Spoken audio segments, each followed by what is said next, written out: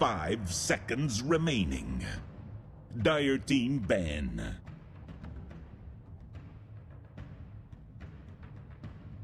Radiant team ban.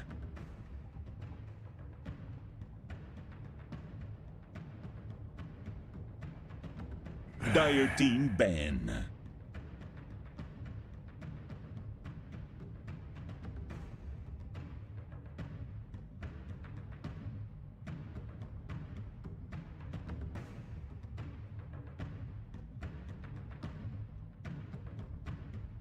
Ten seconds remaining. 5 seconds remaining. Radiant team ban. Dire team pick. Already here, Rob. Doing good.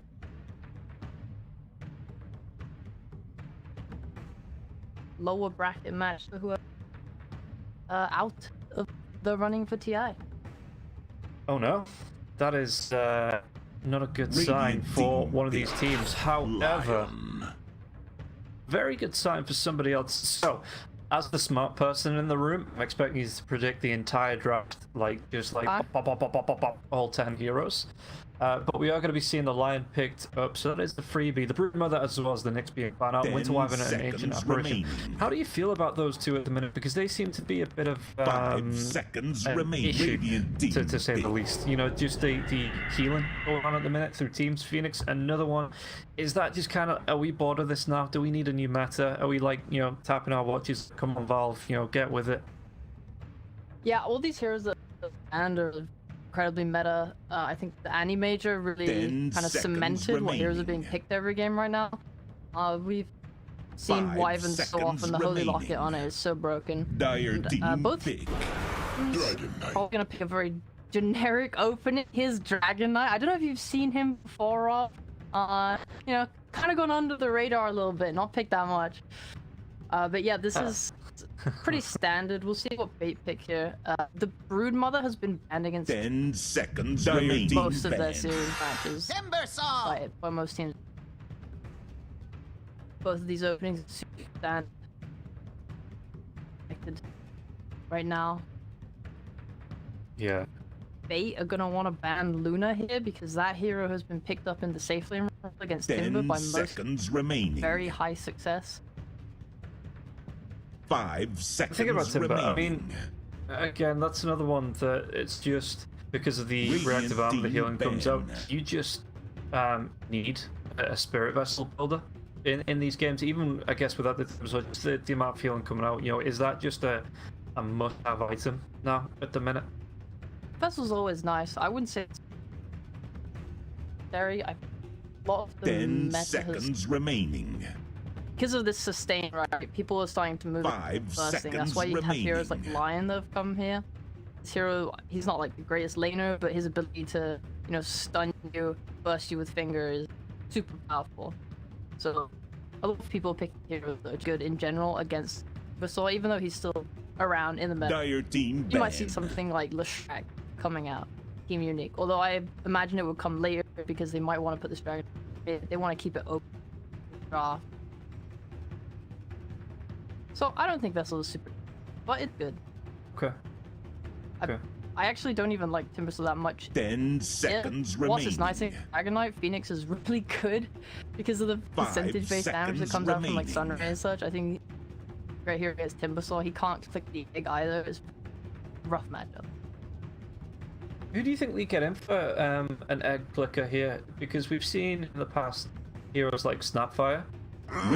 Team ban. And just that it's Snapfire, because at the start of, I want to say the Animajor, the Snapfire was like first pick on material, and we're just not seeing her at the minute. Is she just out of the matter? Has it moved on from Snapfire, or 10 seconds remaining? Snapfire's still around.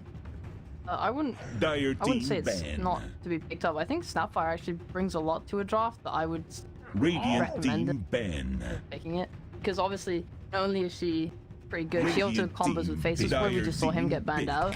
But she is very good because she buys Medallion, and with Little Shredder it gives you Roche potential. This she's just in general quite a strong hero. I like her a lot. And there's the Luna that I was talking about. That is, I'm surprised the bait let it through. Honestly, Luna is probably the best 10 hero seconds to pick, remaining. against Timber. Maybe bait have a plan in mind here against Luna, but 5 I personally seconds remaining. been worth a ban much more than Faceless. Yeah. Okay, so on your sheepstick rank of carries, where does the Luna sit at the minute? Because for me, I think the Terrorblade is the absolute #1 destroyer of worlds carry at the minute. Yeah. But the Luna's my favorite carry. It's one of those heroes that, you know, it doesn't matter what the meta is a minute. You get your at least in my 2K pubs, you know. So obviously take this with a grain of salt. But you get Much salt. yeah, take it with as much salt as you can get from the NEC. But like you build your Manta style, you build like the Satanic, the Butterfly, something like that, and you just kind of like, you just go on your merry way and you take down towers. Then that's it. As soon as you're in a team fight, you know, you sit back, throw your glaives out, and it's just a really comfortable hero. But obviously being picked up here, how do you think she ranks in like the overall terms of like, is there anyone better Enchantress apart from the Terrorblade, which again just a massive monster in games at the minute? I think Terrorblade's super strong, but I mean, I think Luna has her own strengths compared to Terrorblade. Terrorblade is super counterable, especially with 10 seconds remaining. You know, this. I would say Terrorblade is a good hero against Leshrac, but we have seen remaining. heroes like Leshrac to, you know, try and run it down early. If you have a lot of magic damage, it can work. Stuff like Elder Titan's super good. Luna is just as good, but Terrorblade counters Luna. That's what the hero that people have been using to try and counter her. I think that's part of a reason why they banned Terrorblade here. You know, with the reflection onto Luna. You know, obviously really strong. However, I will say there are ways to deal with it. Satanic changed that IM so that it dispels on fast. So a lot of times you'll see someone pop Satanic randomly in their base, you know, when they're being sieged or something, and everyone goes like, ah, Satanic low for what? I mean, actually, they're just dispelling the Terrorblade reflect. It's actually really nice now, but still, it's not the best matchup. So I'm down for the ban. I'm down for the Luna. I think looking really good so far. Hoodwink has been loads as well with the break. It's really good. So it looks like they have a lot of good sponsors here to Bates line up so far. Okay. The Hoodwink, the one hero I was hoping wouldn't come out, because this is, you know, I was hoping for like a low-key small event so I could like get my first casting with Hoodwink. But no, it's okay. You know, for TI qualifiers, just throw it right on me. That's fine, Team Unique. Yeah, you know. PL versus Luna, straight off the bat. What are your thoughts here with the PL being picked up for bait? Because I think you said yesterday that obviously not on cast, but you know, you talking about the Phantom Lancer or somebody the PL is like Watson's favorite hero. Like, you know, he's super comfortable on the Phantom Lancer. We saw him yesterday during the qualifiers. He wrecked face. It was against no techies and the Leshrac ban out there. But yeah, this Phantom Lancer, how do you think the Luna Phantom Lancer matchup, you know, how comfortable is that for either hero? It's pretty nice. Luna doesn't exactly. I mean, Glaive's obviously. He gets his, you know, tanky items body. Dire team ban. Right? Very hard for Luna to clear or deal with it, especially since early game at least. Magic damage heavy carry. Oh, that's not very good against people. They have, you know, Phoenix. We talked about the egg here. PL's really good there as well. In general, it's just a very nice hero to have here against Unique, in my opinion. I like Bates drafting because they're very flexible. During the DPC, their most picked hero was Centaur, and that was only with 4 games. No other hero hit 4 games during their run. So they are very open to just picking different heroes. You know, a comfort. 10 seconds remaining. I like it. It's different amongst all of these Lunas, Terrorblades, Faceless. 5 seconds remaining. It's cool. I'm excited to see how they run it here against Unique. And I think right now Unique don't exactly have the wave clear necessary necessary to deal. Dire team Okay. pick. Okay, ban up the puck. Tidehunter will be the final ban here now as well. So it looks like, if I'm not mistaken, both teams are looking for the mid heroes. Is there anything you think finishes off this bait draft? You know, anything that brings it all together and 10 throws out the seconds final remaining. piece here for bait? 5 have banned seconds out- remaining. Voker and Puck played those quite a lot. Played Lashrak yesterday as well, but they banned that out themselves. Radiant so... team pick. Wind Ranger at your Wind service. Ranger. Interesting. I don't know about that. Neither do I. I say this as a huge Wind Ranger fan. Choose your hero. She is not good at the minute. I would have thought they were, because she's quite counterable.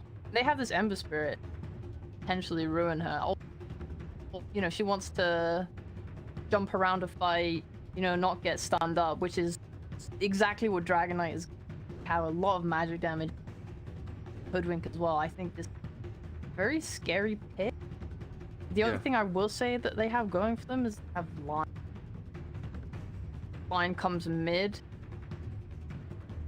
Javelin or something. They could probably kill this Ember Spirit. I think it's definitely possible. It's a little bit scary to be ganking mid nowadays because of the increased range, but I can see it 10 working. I can see it working. It seconds depends on how well they remaining. do their rotations. 5 Okay, seconds okay. remaining. So, just quick glance at both lineups. No, not committal, but you.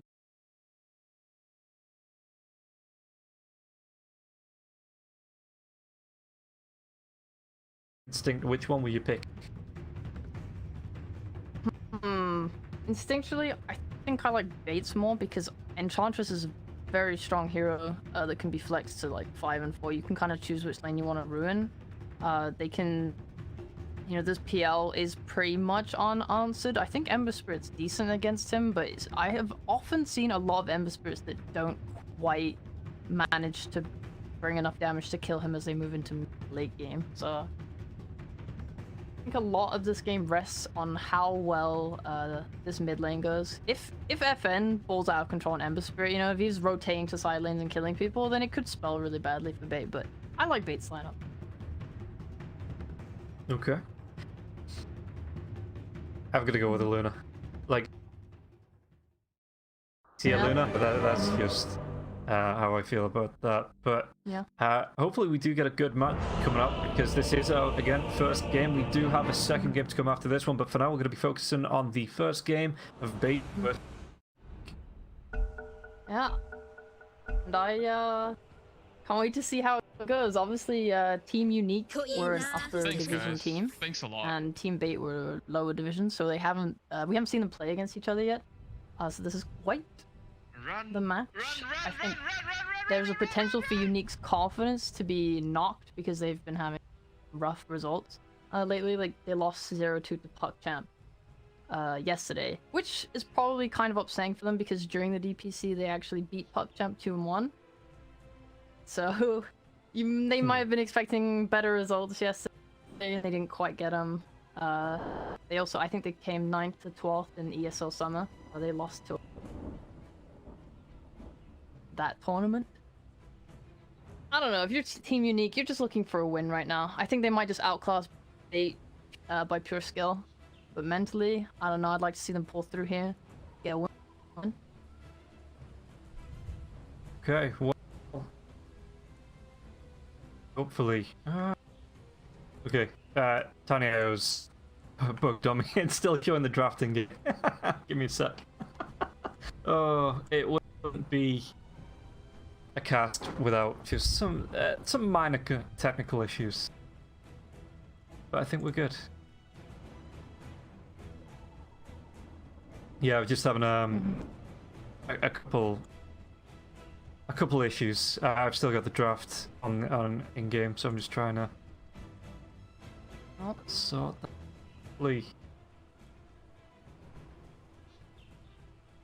See, this is the way it goes. I tested everything yesterday. It was fine. It worked.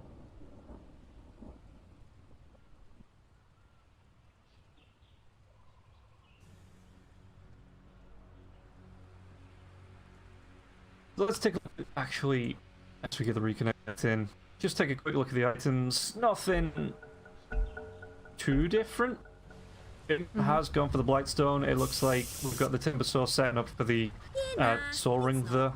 But yeah, no, nothing too crazy. And both teams now reconnected. So I'm looking for a fix for the draft one. Not no.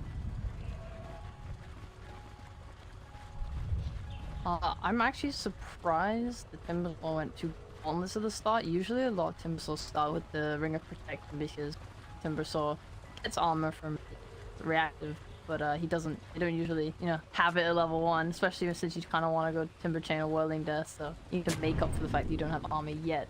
Lane to the point. Strong. They are smoking into Unique right now, though. We're gonna break. Yep, smoke breaks here, and we just run ourselves away. I think on a level 1 seconds fight, to battle. who would be stronger? Lionson's pretty strong, Timbersaw. Kind of strong too, but I think the Dragon Knight is so scary to run yourself into at level 1 because the Dragon Tail stun is 2.5 seconds at level 1 for some reason. I think Ice Frog thought that was okay. He just put it into the game. So yeah, I think most Dragon Knights have been skilling that level 1 and then points in Dragon Blood. Yeah, I have seen even a couple of players going straight for the Dragon Blood first, depending on what's in the lane. Obviously, it is the Lion, so the right isn't a massive threat here. So, like you said, could probably save it for now. Probably, but he skipped up. Nothing just yet.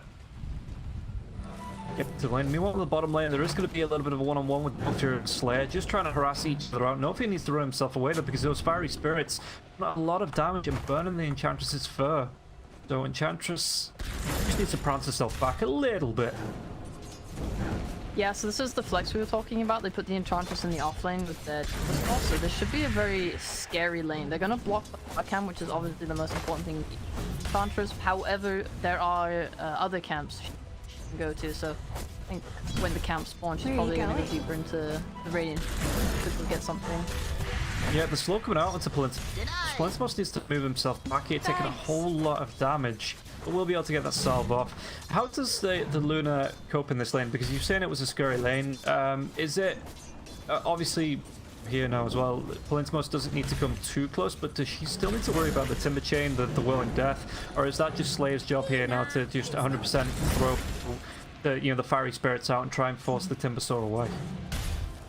I mean, of course you need to be worried about Timbersaw styles. He's great at nuking, and I think that maybe one of the reasons that they let this Luna through in the draft is because they were intending on picking this Enchantress, right? Enchantress just secures most lanes, so whilst Luna typically beats Timbersaw in lane, this Enchantress could easily turn the tables. And also, Phoenix is a very weak laner, so I don't know how this is gonna go, but it could go poorly for Luna. I think there's definitely kill threat as well. There's no stuns here to protect Luna if they go on her. Yeah. Okay, well, we'll keep an eye on that lane. Meanwhile, on the top lane, there's been a little bit of a D-War skirmish going on between the Lion and the Hoodwinked here now as well. Ghost could have taken a little bit of frost from the Spirit Lance. But again, one point into that Dragon's Blood. He shouldn't be too bad here, taking the right clicks from TSA. But Ghostic, that Earth Spike, just needs to back himself away. Getting low, but again, have the salves. Has a Tango pop there as well, so should be fine. Get himself back in the lane. How does the DK do, like, because there is a decent amount of magic damage coming through just from, again, the Earth Spike and the Spirit Lance. Does Ghostic, does he want to be focusing? Oh, Dragon Tail comes out. Are we going to be sitting in the bushback? No. And Watson is going to be able to get the Doppelganger away from that Acorn Shot tree. Mark's done there. Yeah, it was a good set. Just that Earth Spike being held there against Bignum just messed it up a little bit, but how does Watson do here? Is this... Because he does have the Spirit Lance, if he needs to get maybe try and farm up a couple creeps, as once again Hoodwink, Earth Spike, as well as the Mana Drain. Has been slain. Yeah, how does this go for Watson on this lane? This lane should probably be a little bit hard for him Dragon Knight, obviously, like I was talking about, the stun is so strong. The ability for Unique to simply just stun him up and then chain stun with Hoodwink, if, you know, as long as she doesn't get up spiked again. That's a lot of damage, you know? You're basically constantly harassing him down every time this Dragon Tail up. It's only 70 mana, he has a stick, which is right into a Lion lane. Lion is constantly casting spells. On top of that stick, you know, you have your Soul Ring. This guy's basically just going to constantly be stunning this PL anytime he comes up to lane. It's a hard lane. It's a hard lane for most carries. Dragon Knight is just so absurdly strong right now. Meanwhile, the bottom lane, Timbersaw is being chased down. One more Lucid Beam might do the job. He does have the vision as well, so that is going to be first blood. Radiant's bottom And tower Chat is can save under the attack. T-Tots for another day. I'm notorious for missing, because I'll get caught up in a point, and I'm just absolutely notorious for missing like first blood because I'm just chatting nonsense. The mid lane as well, we've not really spoke about this.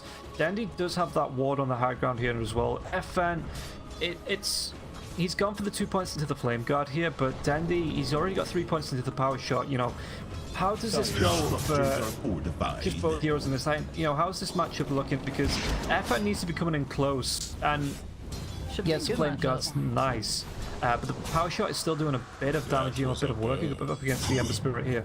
I mean, it should be a decent matchup. You can dodge the power shot with Sleight of Fist, and he's maxing it.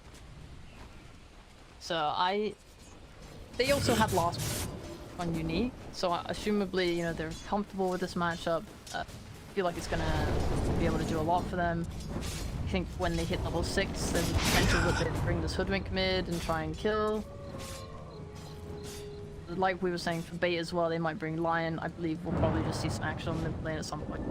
Especially because this Dragon Knight is so strong. Oh, they're going on the PL again. They missed the stun from Hoodwink, unfortunately. Oh. But yeah, I mean, DK is a hero that can just sit on his own, right? So it's really good for Unique that they can probably send this Hoodwink to Gunblade when they feel comfortable. Yeah. Okay. I'm actually looking forward to seeing how the Hoodwink rotates. I've seen a couple of matches, but I've not been like super in researching the Hoodwink matches just yet. But yeah, like you say, like you said in the draft, you know, there's a couple of good options for the break as well. Go up against the Enchantress, up against the Timbersaw. So I am looking forward to seeing how this plays. And Planesbox is going to be taking a whole lot of harass here on the bottom lane. It looks like he might try and make a move. There's got an impetus coming up once again. Is there going to be enough damage? Oh, the Lucid Beam, it stuns onto the Timbersaw, so Timbersaw's not going to be able to get that Timber Chain and dive in. And now the Salve is going to be healing up the Luna, but is it going to be enough? It looks like there's still going to be a whole lot of damage. One more Lucid Beam onto the Enchantress. Can they chase this one down? Coming in from Hoodwink, but it's going to be a little bit too late, and the TP is going to be cancelled now, so Luna will go down, and Slayer could be in trouble here now as well. Will be taking down double kill here for the Timbersaw. And that is the great strength of the Enchantress Timbersaw lane. Hench went deep into the jungle, found a Centaur creep, and then they just dove tower. And this whole time they've had a siege creep going on the towers, just already at half HP. And this is really, really good for bait. Basically perfect execution of what they wanted to do with this lane. Radiant's bottom tower is under attack.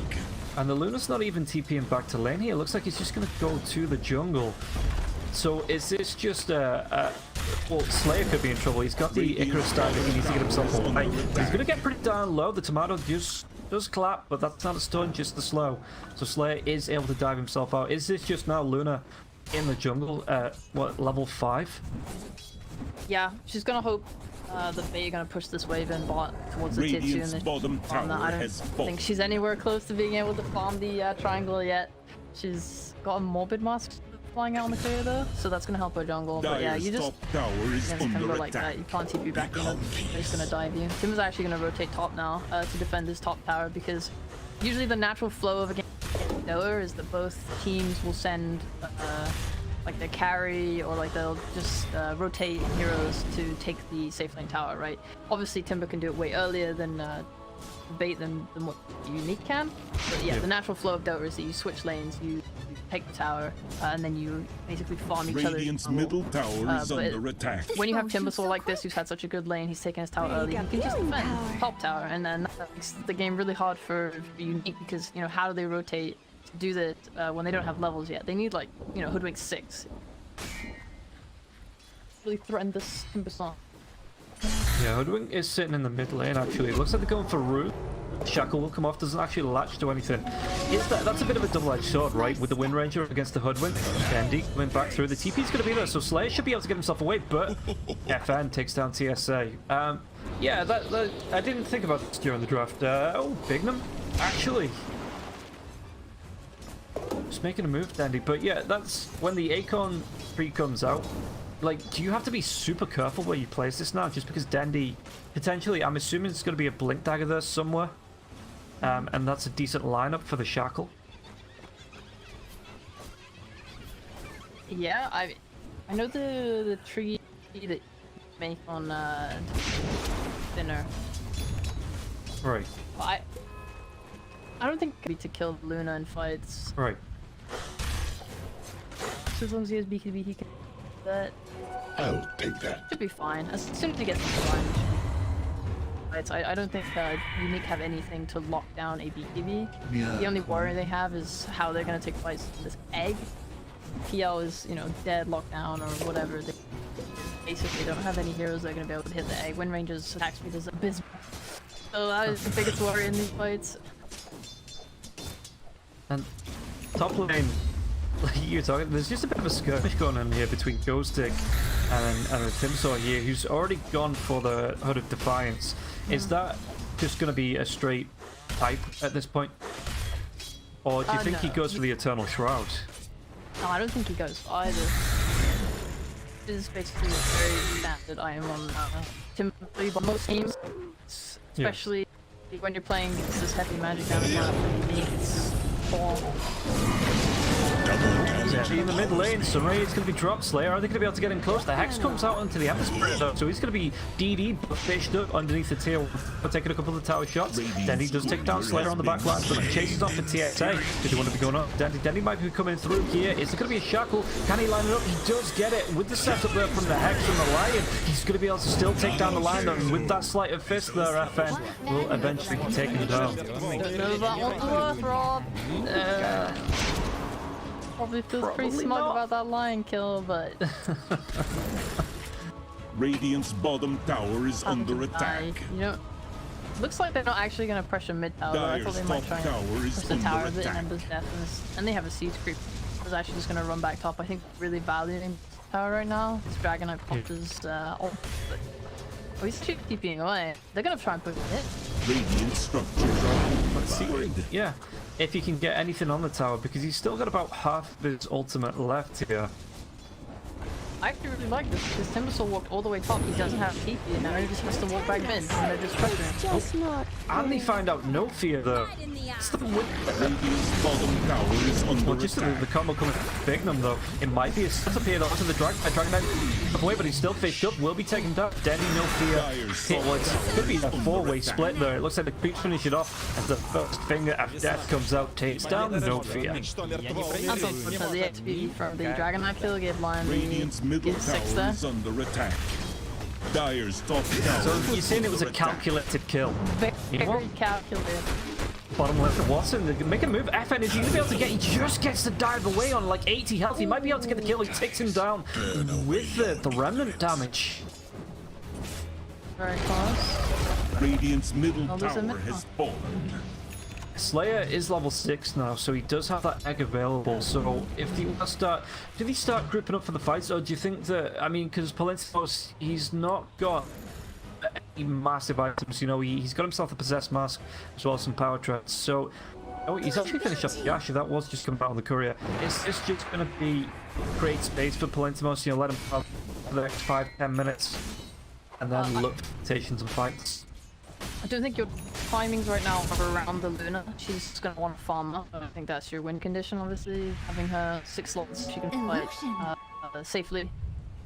Your timing right now, Dragon Knight Blink, he is 1,700 gold. Into when he has it, they'll be able to make pickup shots with the Spirit. It's kind of unfortunate that they haven't been able to fight early so far. They're gonna up now.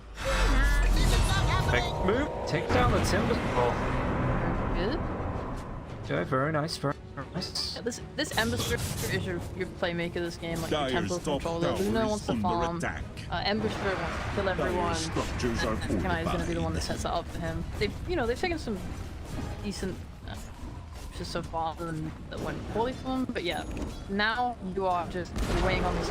Dire's top DK, and then you're tower gonna has start to make- fallen.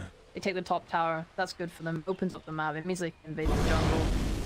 When you have control of the enemy jungle like this, if you just take it, then that means you have easier access to ganking the tower, and that's how you take that objective. So, you know, just in general, this tower is just really strong. Also, Roche is in the top half of the map, of course. So the more space you have to play around top, the better. Eventually, you're strong enough. So that's far off though.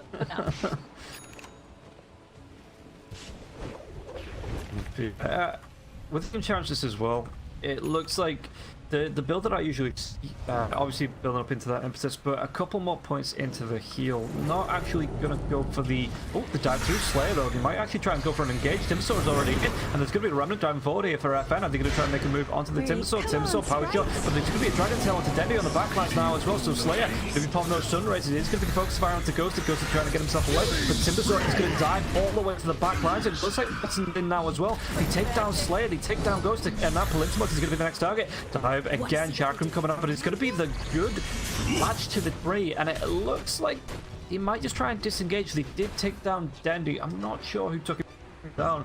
Actually, Palintimos, it looked like used the didn't actually use the Eclipse, so didn't commit that. Just going in with the Lucid Beams with the right-click damage there to take down Dendy. Yeah, it's a bit hard using Hero and Luna in these fights, especially if else showed up, because, you know, they basically took a fight on a creep wave, so your ult is most likely to just, you know, bounce these elude creeps. FN actually came from, like, around Roche area-ish, from behind, so I think DK jumped a little bit too early onto Dendy, and it meant that they were able to just punish him, kill him with the heroes. He was kind of surrounded with around, and Ember then followed up a little bit later, got the Dendy kill, which is nice. You know, you're happy to get it, but you're trading 2 heroes for it. It's not exactly ideal. I think they wanted to have a better reveal of their Blink Dagger than that. Timbersaw's getting brave. No one's around to help him, and there is 4 heroes on the side of Team Unique. Stuck in this one, but Smoking it looks like, yeah, his Spidey Sense. What an appropriate hero to Spidey Sense as well, with the timber chains and everything, you know. The Spider-Man of Dota. Never refuse gold. As the scan comes out, they are going to try and smoke up here, Team Unique, but smoke's going to break. TSA is going to be the dive forward. Dragon Tail comes out onto the line as well, and he gets taken down. TSA with another death. Going to be slighted fisted there. FN has a real vendetta against the line, it seems. Yeah, it's not the ideal pick-off. Obviously, you would hope to be finding something like a Yellow Ranger, but this is, you know, the movement we were talking about. Is you can invade this jungle. Luna's now going to get the ball dead. The Sun Ray, they're going to be able to take down the Timbersaw. Maybe he does have the Timber Chain if he's going to be able to get himself away from it. And yeah, the Sun Ray wasn't actually able to do a whole. Egg will be popped, but no fear. He wants to try and right-click it down. It's going to be the Dragon Tail. No, does he have the down? Watson coming back, guys. So they do take down Slayer. That egg did not pop. And FN with the he's going to try and take down no fear. That's Slight Fist, so he's going to be able to do the damage. And Timbersaw, meanwhile, backlines, Bignum will be killed off. So again, just another quick in and out here for Biddy and getting 2 kills to 1. Meanwhile, the Lunar Illusions are pushing out this top lane. You know, we see Palintimos with the Manta style, you know, trying to push these lanes up. But if we look at the... Now, he is about 2k gold ahead of the PL here. But the PL, with that Diffusal Blade, just seems to have a way better timing than Luna at the minute. Speaking of time, is the Ghost is going to try and blink himself away. He's going to get into cancel this. Tomato doesn't get close enough to get that neutral clap. It wouldn't have mattered anyway. And Ghost is able to TP himself out. That's a nice bit of space as well. They just force some TP rotations. It looks like Unique will probably either go take a fight right now. They have, well, I don't think they will. They have no egg, but it would probably be a good time for them to go bot and potentially pressure this tier 1 bot. It's not a very strong tower to take. It doesn't really open up anything on the map for you, but with all the heroes that just moved top to try and go on DK there, they do have a bit of space bot right now. If someone wanted to go bot, push the wave. Otherwise, this mid tower is still up, and really, you know, they want it. You need this tower. It's just a shame because their sieging hero is Dragon Knight, but you know, Bait have all these ways to answer it. The Timbersaw, the Lion. You know, if you walk up on Dragon Knight, as you saw earlier when they took that poor mid fight, you know, this hero literally just gets stunned and then bursted with magic damage. You know, he got power shot. He just went down. It's just really hard for DK to do what DK wants to do. I think Bait really answered this hero nicely in their draft. Does he pivot then at all? Because he's going to be going for the BKB. Do you think he needs to? Do you think we'll be seeing like either of the Aghanims, you know, the Shard or the Scepter coming out for the DK here? Is that something that you think he should be going towards? Those feel like quite greedy items. I would say if he was having a much better game, then we could see it for sure. Yeah. BKB is definitely the correct call here. There's no way for him to fight without it. I also think he may need to be flying items that help them answer this PL as they move. Potentially room receivers there. However, I could also see Ember picking that up. Obviously, everyone right now is just going for these BKB cores.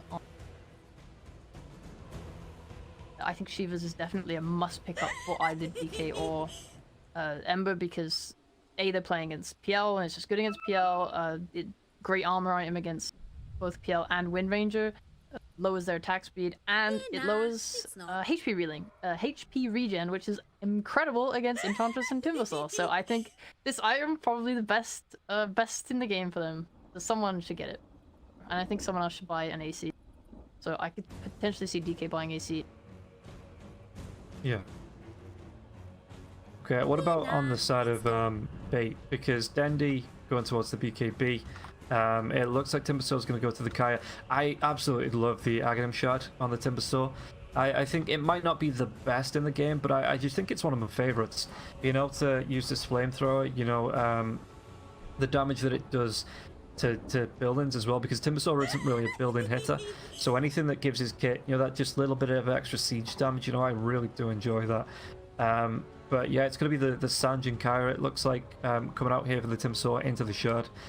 Is there anything specific you want to see coming out on the side of Bait? Not particularly. I mostly just want to see Dendi finish his BKB so they nice fight. No, we saw him mid, he got stunned by DK. Which is kind of a drawback of BKB actually, is that you suffer from, you know, getting gone on, initiated on with the stun. It's instant, right? You can't react to it. Yeah. And like, you know, because of this is why we've seen such a rise in Eon discs over the course of the animator. So, I don't know, I think BKB is good if they take the initiative and get the start of a fight. I think that could be strong for them on Bait. Otherwise, you know, it's far off, but a Blink on Lion is going to be good for them. Enchantress doesn't really need items to function, but the more she has, the better. She doesn't want to get bursted in these fights by the magic damage. She's generally a low HP hero, but she's bought treads this game. She's got a fluffy hat, a wand. She's currently sitting at 1,200 HP, and she's looking to buy a Dragon Lance, which is kind of nice. I think that will help them deal with the Phoenix Egg. They have, you know, a hero like Ench hitting it in fights. Yeah. That's pretty good for them. Yeah. Otherwise, this Sanj and Kaya that Timber's going for is pretty decent. Okay. I don't know if it's gonna... I don't know how much it'll do in the fights. Obviously, like, amplifies his regen. He's gonna make sure he's not stunned for as long, but... Yeah, just a couple of technical issues. It just looks like both teams just refreshing the client, because, you know, we got Nemesis. I think that's how it's pronounced. Yeah. Last night, and I woke up this morning, checked Twitter, and everyone's going, "Oh, this is great, but I'm losing like 100 frames. Like, this is great, but performance has crashed through the floor." So, you know, nothing like dropping a patch just as you get in the middle of the qualifiers for TI. It's just it's a good job it wasn't a balanced patch, really, because that would have been a nightmare. Imagine just being with this team with all your drops prepared, and you're like, okay guys, we gotta qualify to TI, let's go! And then they just drop a balance patch, enough of your favorite heroes or something. Just Holy Locket is removed. Just straight up remove that item. But yeah, no, it wouldn't surprise me to see that the SA, the Eastern European region complete, and then Valve go, here's the balance patch. So good luck to every other region. Yeah, I actually think with Bait, they probably would have fared better on a new balance patch just because of how versatile their drafts have been. Like even this game, right? We're seeing this PL and Wind Ranger. They're not exactly the most common cores that have been picked up right now, right? Yeah. Whereas.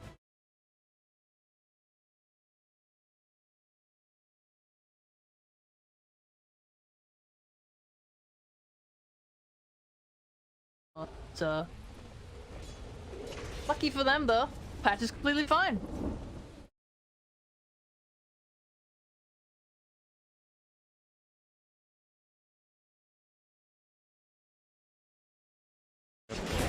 Chantresses, absolutely no.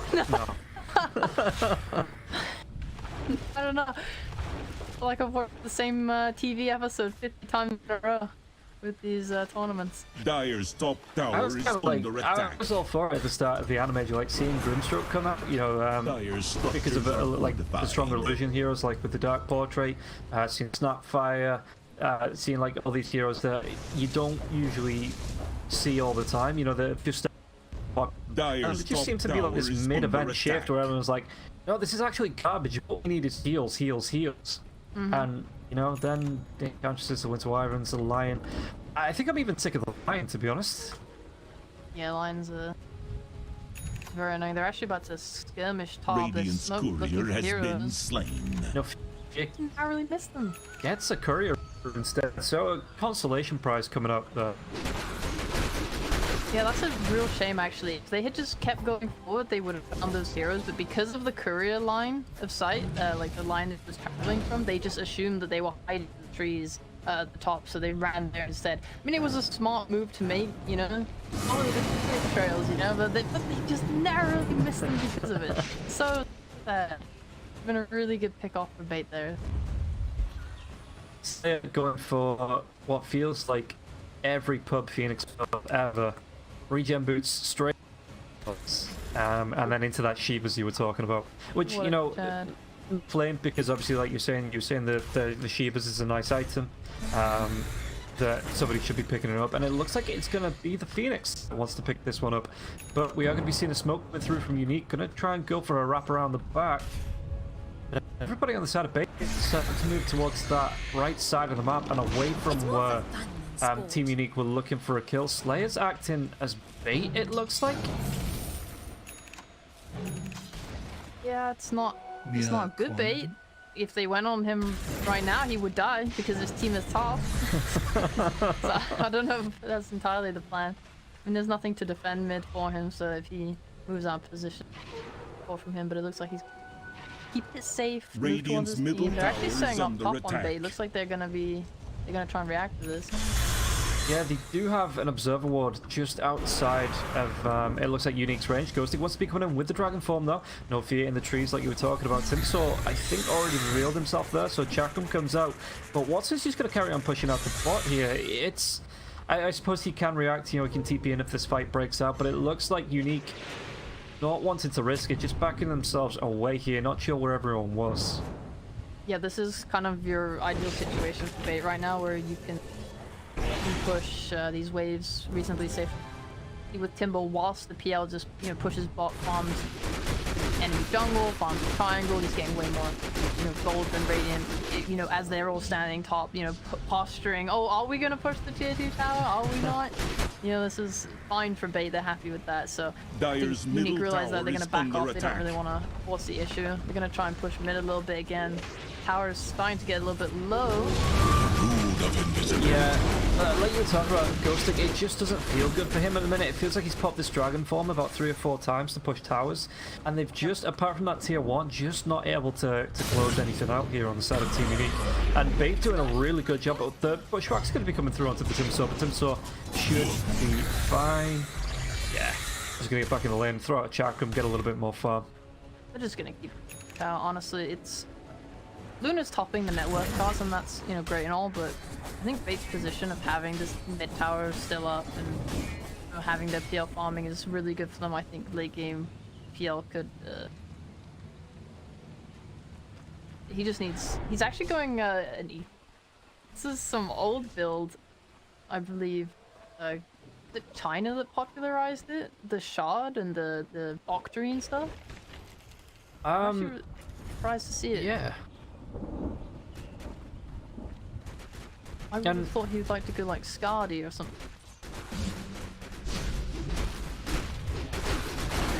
Yeah, I would have thought like maybe a Scardy into those kind of items, but no, he's full in. He's gonna pick this one up. I mean, I suppose he's being given the space, like you're saying, but he was about.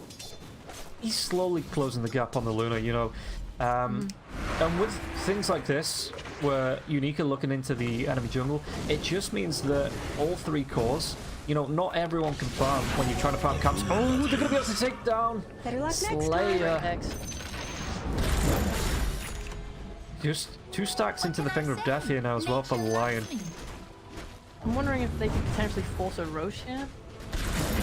Although with PL's build, I guess they don't have enough damage to do it. I think NYK, on the other hand, are starting to reach this point where they can Roche if they take a good fight around the pit now. Yeah. Radiant's Luna bottom has, tower is under attack. Eagle Song going Butterfly. I think that's a really great item for her this game. PL is not a natural MKB buyer. It's not something he wants to buy. I mean, you see now he's. I don't know if this Ether Lens build into her BKB is going to be enough in these fights to take her down, especially since their physical damage is not enough. On the other hand, Wind Ranger is a natural MKB buyer. I was talking about how probably going to be Wind Ranger's dog with the Luna right now. Oh, no fear. Yeah, he's got that heals off, so is he going to be able to? He's not. I don't even know why I started to question that. He was just dead as soon as the Butchback came out as well. There was no way he was getting out of that. Heals or not, that was just a big power damage. Power spike damage coming through onto the Enchantress, and now Ghostic wants to go forward. He blinks through, but only the Timbersaw, and I don't think he was close enough to get the Dragon Tail off there, or maybe NYK just didn't want to commit onto that. Radiant's middle tower is under attack. The Ench is respawning in 10 seconds. She's got pretty low respawn time, and they don't have a BKB on FN now. That was 9 seconds. Sunray, the Butchback, is going to be keeping Timbersaw locked down. In fact, didn't even need the sniper coming through from the hood. It looks like they want to push this one in. Ghostic now does have that level 2 onto the Dragon as well, so are they going to be able to take down the Ed? It's getting close. It's gonna pop, but being able to use that doppelganger Phantom Blast to avoid the explosion will still be taken down though in the end. This tier 2 tower will finally go. And DK, it's 3 heroes without buyback. They've got no PL for the next 60 seconds as well. And Ghostic, at least half of his ultimate left, so this creep wave is gonna push in. Is this just a set of racks here? Radiant's For sure, if they don't buy back, slain. they can easily take the Dire's racks top here with Luna. tower Luna's is a great under attack. taker of bases. They have Dragon Knight one to help push the towers now. I mean, if you saw in that fight, Ghostic stunned the correct PL on top of the Phoenix egg. That is so game-winning right there, because that egg was going to go down. That egg was so deep, I did not think Slayer was going to live through that one. Barracks have fallen. Yeah, an incredible stun from Ghostic there. Saved the egg, saved the fight, killed them all. Very good. And now they've, taken a racks. Top's going to be pushing in all the time. They're going to have great map control over the top half, and that's just like an easy rush. Especially with this PL still dead, I think they can just straight up do it. I don't know how Dire can contest. Yeah, they are going to be going in. It looks like the side of Bait are rotating over slowly but surely. They can take back this outpost, and the PL should be able to TP. Power shot comes through, so they have spotted up, but Roche, like you say, it's so low. TSA didn't want to go over this. Glintimos pops that BKB. Spike will be coming through, so it looks like they want to try and fight this on the backlines, but it's going to be good. Back as well as the shark coming through. And then Timbersaw just walks himself into the pit, but Glintimos gets the ages and now the chases up. Bigum is going to try and run away from Watson. Watson, though, is going to try and chase down Slayer. Slayer has that dive away. Double gang comes out. It looks like they want to be changing chances once again onto Bigum, but it's going to be another Dragon Tail. And it looks like Watson is going to be able to get himself out of this. No, with the damage coming through, Glintimos takes down the PL once again. 3 heroes dead on the side of Bait and NYK. This sets them up for another tier 2 tower, maybe even another tier 3 if they can get through this quick enough, because no one is dead. And Bait, 3 heroes down, no way that you can defend this.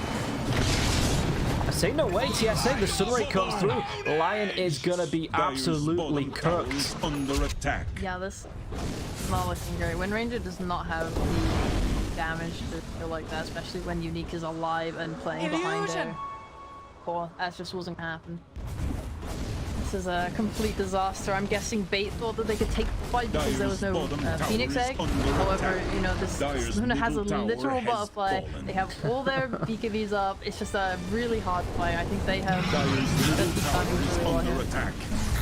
Yeah, I'm getting a little bit of deja vu to this top lane push now as well. Ghostic with his ultimate, it's only about 2/3 of the way through. Another tier 3 tower will go down. 10 seconds before the PL now as well.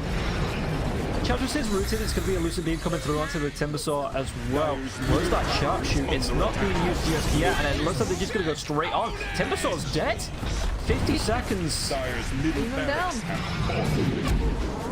It was used, that sharpshoot, and in the end, yeah, Timbersaw just gets absolutely melted. And but Unique, did he even need to? Did he just go for the mega creeps here, push down the bottom lane, look for to really put the pressure onto Bait?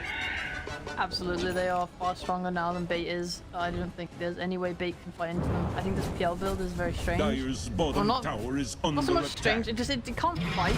There's only 1,700 HP has on this Phantom Lancer. How does that stand up to what the damage that you need? Doesn't work. I really think he needed something.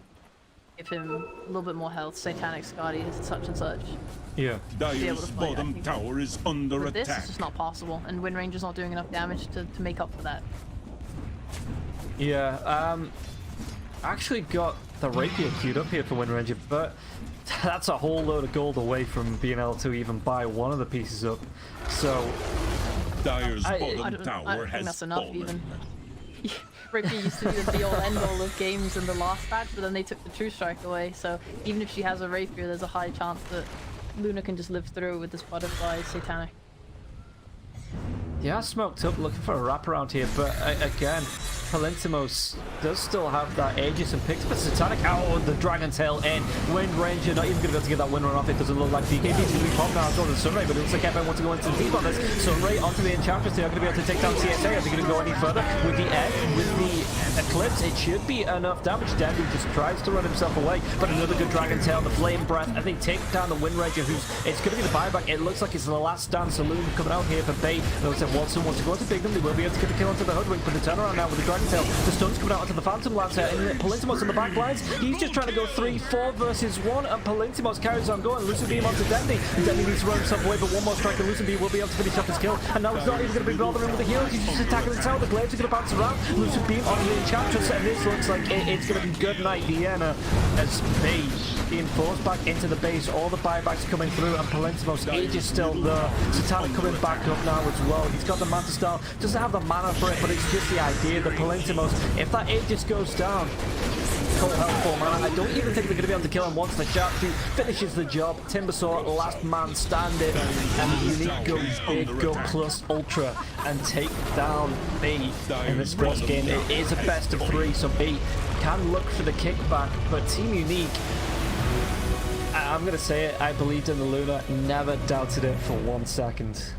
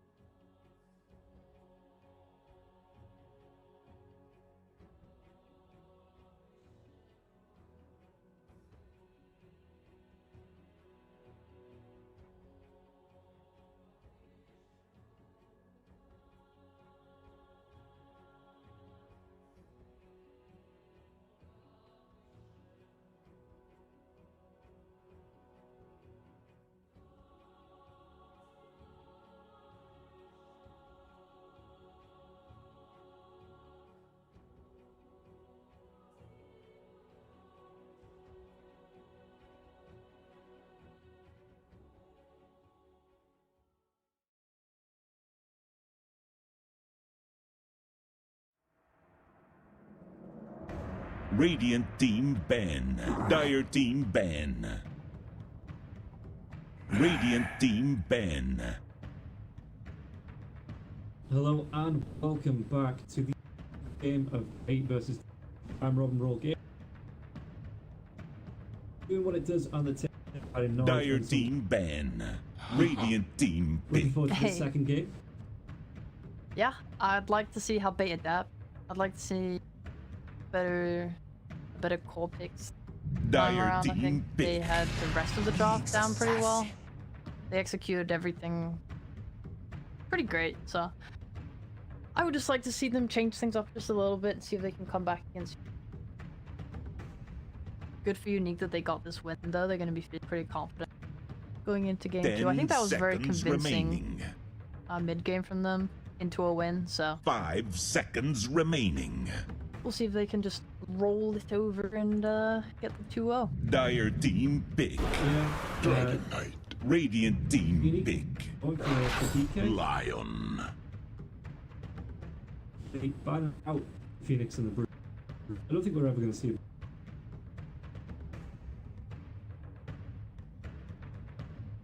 Radiant team ban. Yeah. Do you see the Terrorblades? This response from Unique is very, line. Well, here's the meta. They played a game against Viking GG, and Viking opened with a Nyx, and they responded with Viking Claw. They then instantly 5 got brood mothered and lost the game. remaining. So, whilst brood is banned again by Bait, it looks like they're not gonna try that attempt against Nyx Assassin again. They're just gonna play Lion and run it back normally.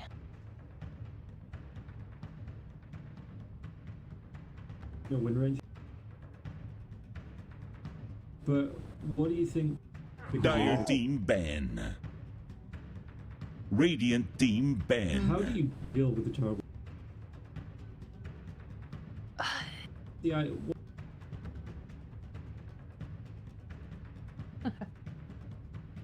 Probably a few responses they could try. Obviously, physical damage sucks against Terrorblade. Is very high armor. 10 It's seconds also remaining. not great if you're a illusion-based carry and you're 5 buying items that seconds remaining. reflection like stronger against yourself.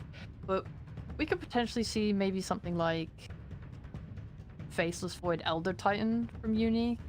Potentially. Dire team ban. I personally hate Radiant Faceless team Void. I think the ban. hero is terrible and I wish teams would stop picking it. I think it's very low damage. Dire I team think if you ban. mess up a fight, you chronosphere poorly, that like you just lose so much because you don't have it for 2 minutes. And I think when everyone's buying these Eon discs, it's not good. But teams are Dire picking it, team and they know pick. better than me. So there must be Radiant something to this team hero that pick. everyone really appreciates. So maybe something like that could be an answer. Elder Titan, obviously, natural order, very, very strong TB. It dissuades him from buying his usual items. They've picked Hoodwink now, and they have Lion, so that hero is pretty much 10 definitely not going to get seconds picked by remaining. Unique, so the idea goes right out the window. But that is a hero that is 5 good. It has been picked seconds teams recently, remaining. so there are just the best way to deal with the TB is magic damage. Hoodwink has obviously got extreme burst potential with that ult. Bushwhack quite strong, AoE good.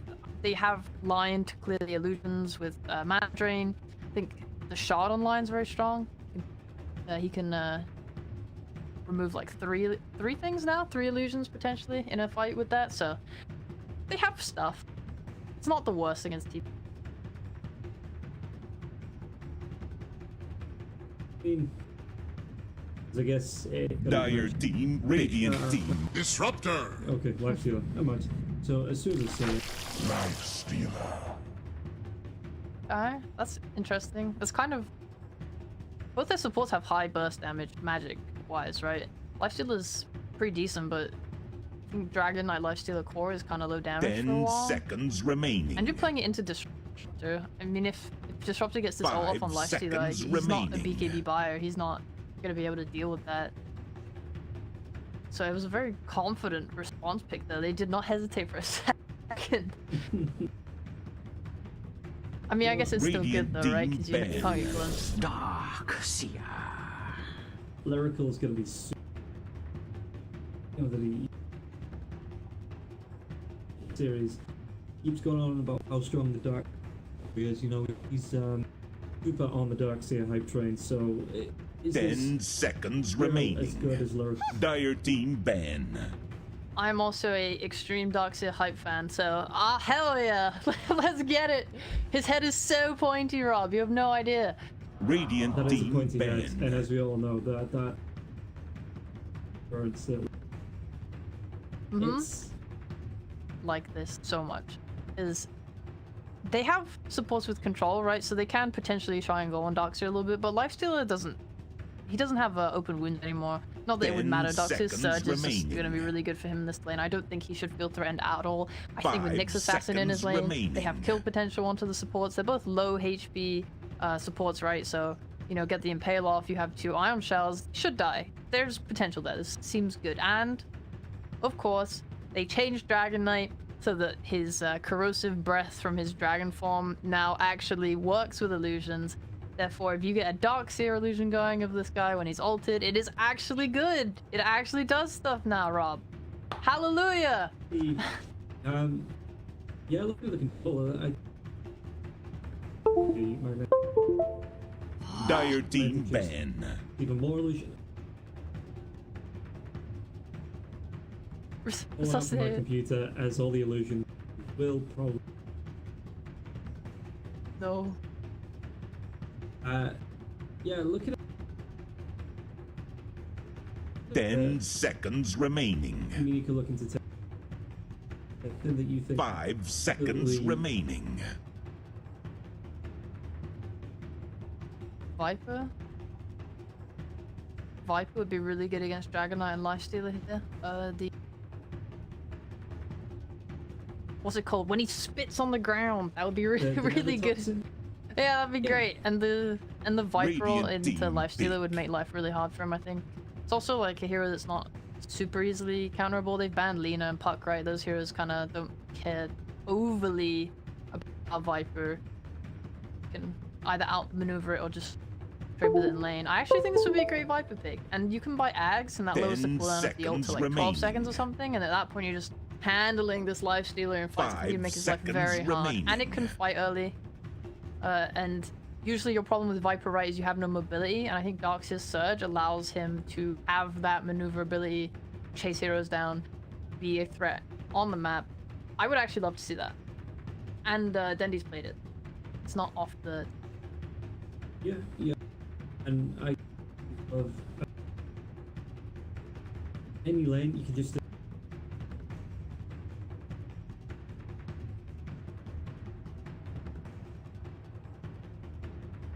Dire team big. That time. Wind Ranger at your Oh service. my god, they did it again!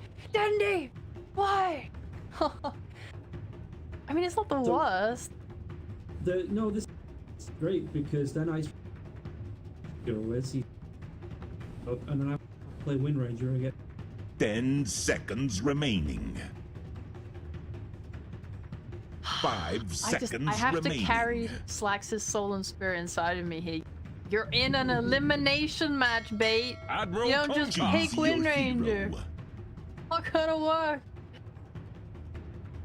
Work. I mean, I don't know. Like the Wind Ranger here is kind of like a little bit of extra. I'm looking at Darkseer, the Disrupt. There's like the 3 heroes. They're like the big one, but you know, com illusions and everything. Like, and yeah, but I'm seeing it in my mind. It's there. I can see it, and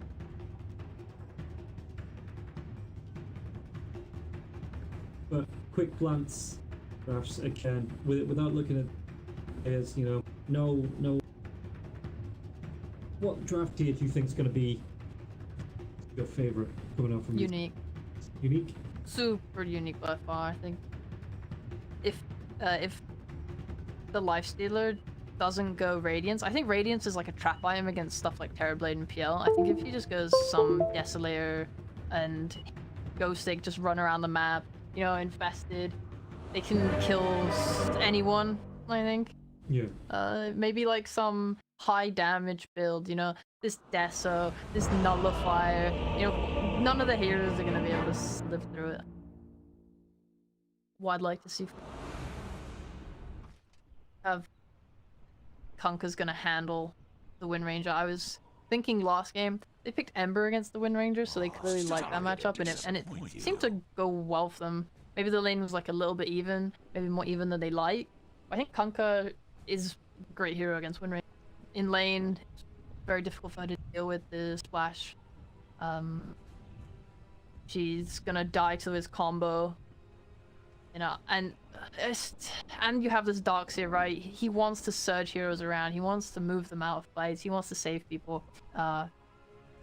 Kunkka's gonna stop that. I just really like Unique. I think it's much better. See how this pays off. Slayer's gonna go for the Blightstone. Stick again, got himself going to strength, so it looks. No real main ports by the first. I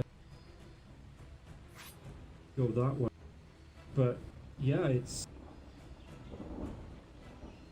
no surprise as far as the. Yeah, I think the best thing you can do on our support in general is just buy a lot of regen. You'll just see these people bringing out like tangos and salves and stuff.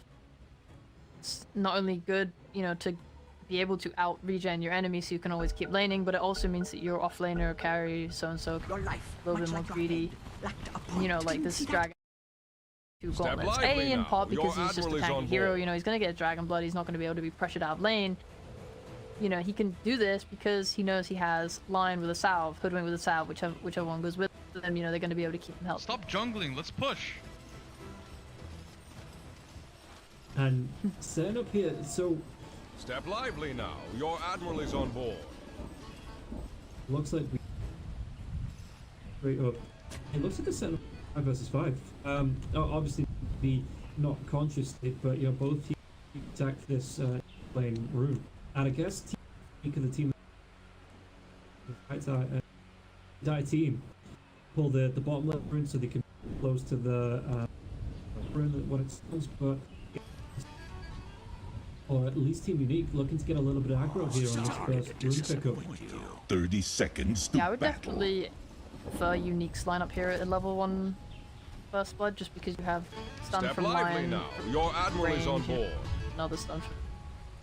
They have so much CC for this fight level 1, and you don't want to skill meta and use it terribly. Like, he's already running bot, he just doesn't want to be a part of this.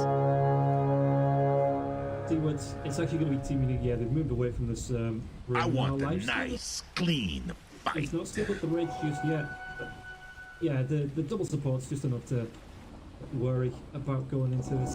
It is going to be as well as the Hoodlink. Lion and the Dragon Knight on the top lane is going to be Darkseer. Now this is another one. Those little combos that come through.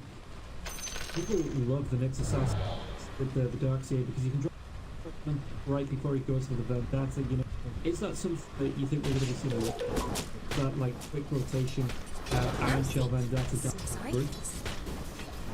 Yeah, I mean, they have to make plays, Darkseer and Nick, because they don't have a melee core to kind of utilize Darkseer with, right? Usually, you know, you have this Darkseer, you want to pick something like Ember Spree, you want something like Voice, something that jumps in with the Iron Shell, does a lot of damage, kills a hero. But then this game, that's going to be Nyx. You want this Wind Ranger, you want this Nyx to like run at people by Darkseer, and that's your plan. Terrorblade is just going to hyper farm, he's going to get his items, and he should be able to potentially carry. I'm only concerned because Unique have a lot of early game as well to fight back. You know, this Kunkka, this DK is very high pressure. And this game on bait, you know, who's defending your towers? You don't have this Timbersaw anymore. You have a Darkseer. Darkseer's okay at pushing creeps, but, you know, Kunkka can clear those really fast. You're not going to be getting an ag early on dogs to buff up the HP. So I First blood. It was just off camera, but Bigman was super low. Watson got him down like HP, and obviously the disruptor dies just off camera, which is, you know, my usual first blood. But oh no, you know, this bottom lane, it's okay. We saw all the act. Everyone knew what was going on. Child, but yeah, no, this bottom lane, it just looked skirmish in terms of the pressure being put on from both sides. Watson, that's more. That is going to be going off, so we get back to Max. But yeah, the damage reports, in fact, Bigman, Dyer's courier has been slain. Because he's being pushed back by No Fear. Sorry, coming through. It's going to be Ghostic. Hopefully, trying to. But yeah, the boss back, No Fear. Right towards the tower. I want to keep an eye on this lane. I said both teams are here. Ghostic, like you say, 1 point into the Dragon's Blood. And looking really strong at the minute. And Watson, once that match back up, like that was how he got, one of the factors. So I wonder if he's just going to get super aggressive on the line every time this Optix comes up. Yeah, they have kill potential on both sides. Dragon Knight and kill this Disruption, I think, be with Meta and Disruptor spells can kill fine. I think Dragon Knight should generally be fine. I don't think they have enough control on the side of Bait to lock down, get enough to kill him. Especially when he can just, you know, stun and walk away. Like the Dragon Knights too. So it's going to be a little bit of aggressive player though. The bushwhack comes out. Slayer's going to get pretty down low. The vacuum back in. That's another question. Like Slayer's will be able to get the kill from Slayer. But points most of the game to get a reverse kill. There was no spike. Oh, in fact, not even one of the three to proc that skill that one up.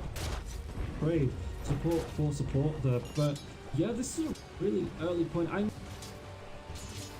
Not a minute. Third just gets killed up in the early game. Dox is very flexible in his skill build. Personally, I really enjoy him for that reason. If you need Surge, you can go a bit. I don't think they feel threatened on Dark to the point that they need Surge at level 2, right? Vacuum very good. They changed it a lot over the years. Hell yes. Through all its numbers, it now is basically a 100 damage nuke. You know, granted it's on a very long cooldown, but you know, if you're feeling like you want to play aggressive like they did, they tried to go for their kill. I think Vacuum is much better than Surge. It does more. Well, the double bushwhack into this. Are they going to try and chase this one down? Like you said, this one. Radiant's middle tower is under attack. Just going to back him up, and then there's the mana. Yeah, I didn't. Shows how much Dark's here. Didn't realize that.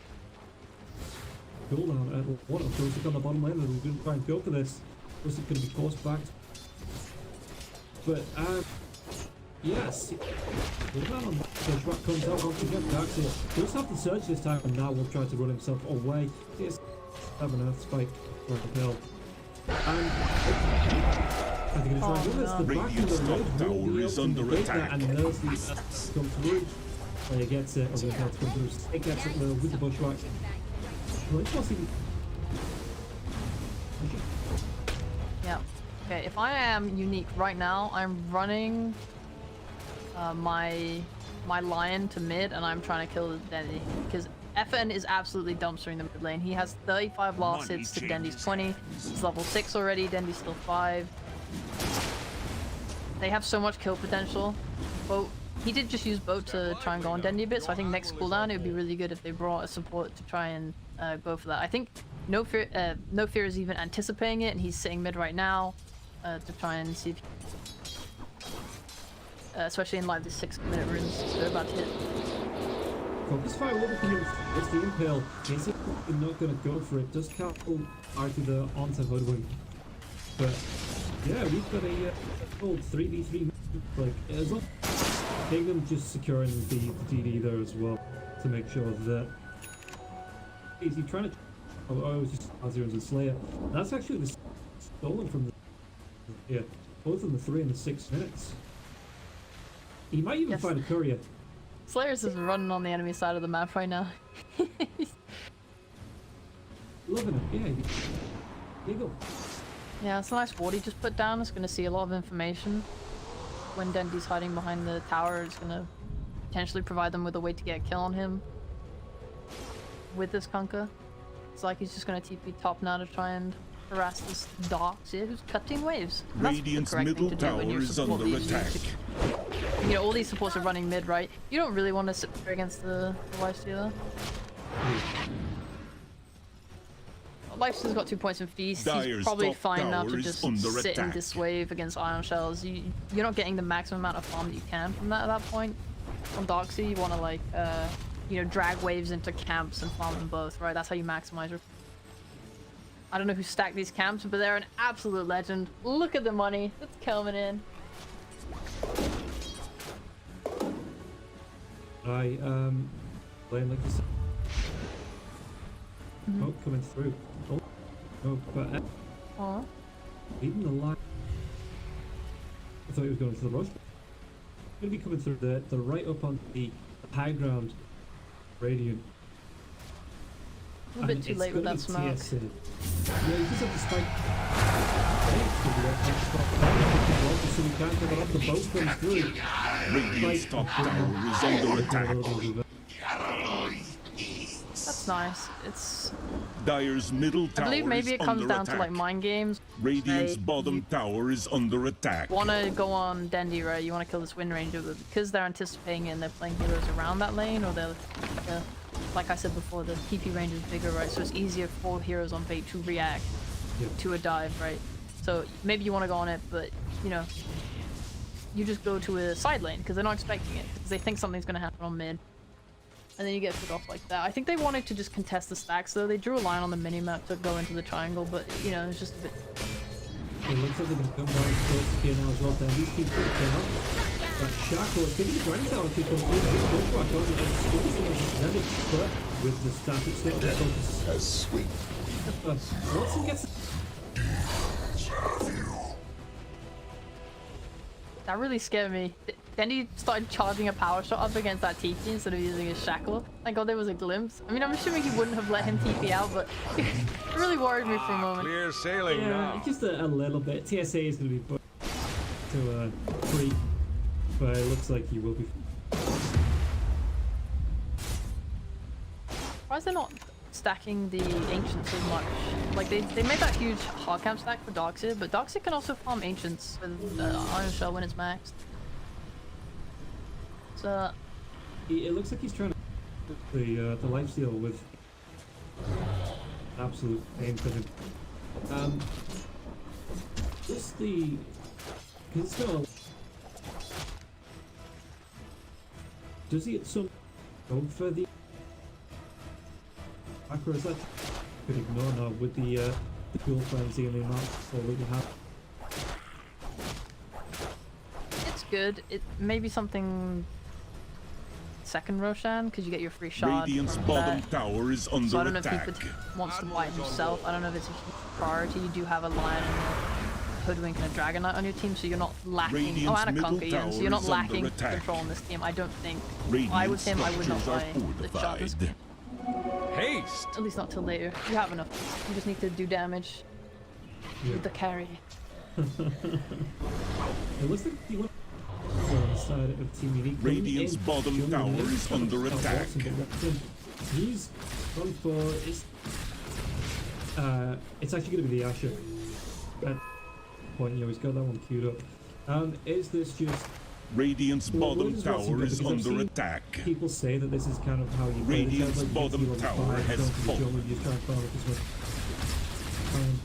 Do you want to be hitting that quick manta into some body and then looking to fight? You know, what's the deal for that? Terrorblade absolutely...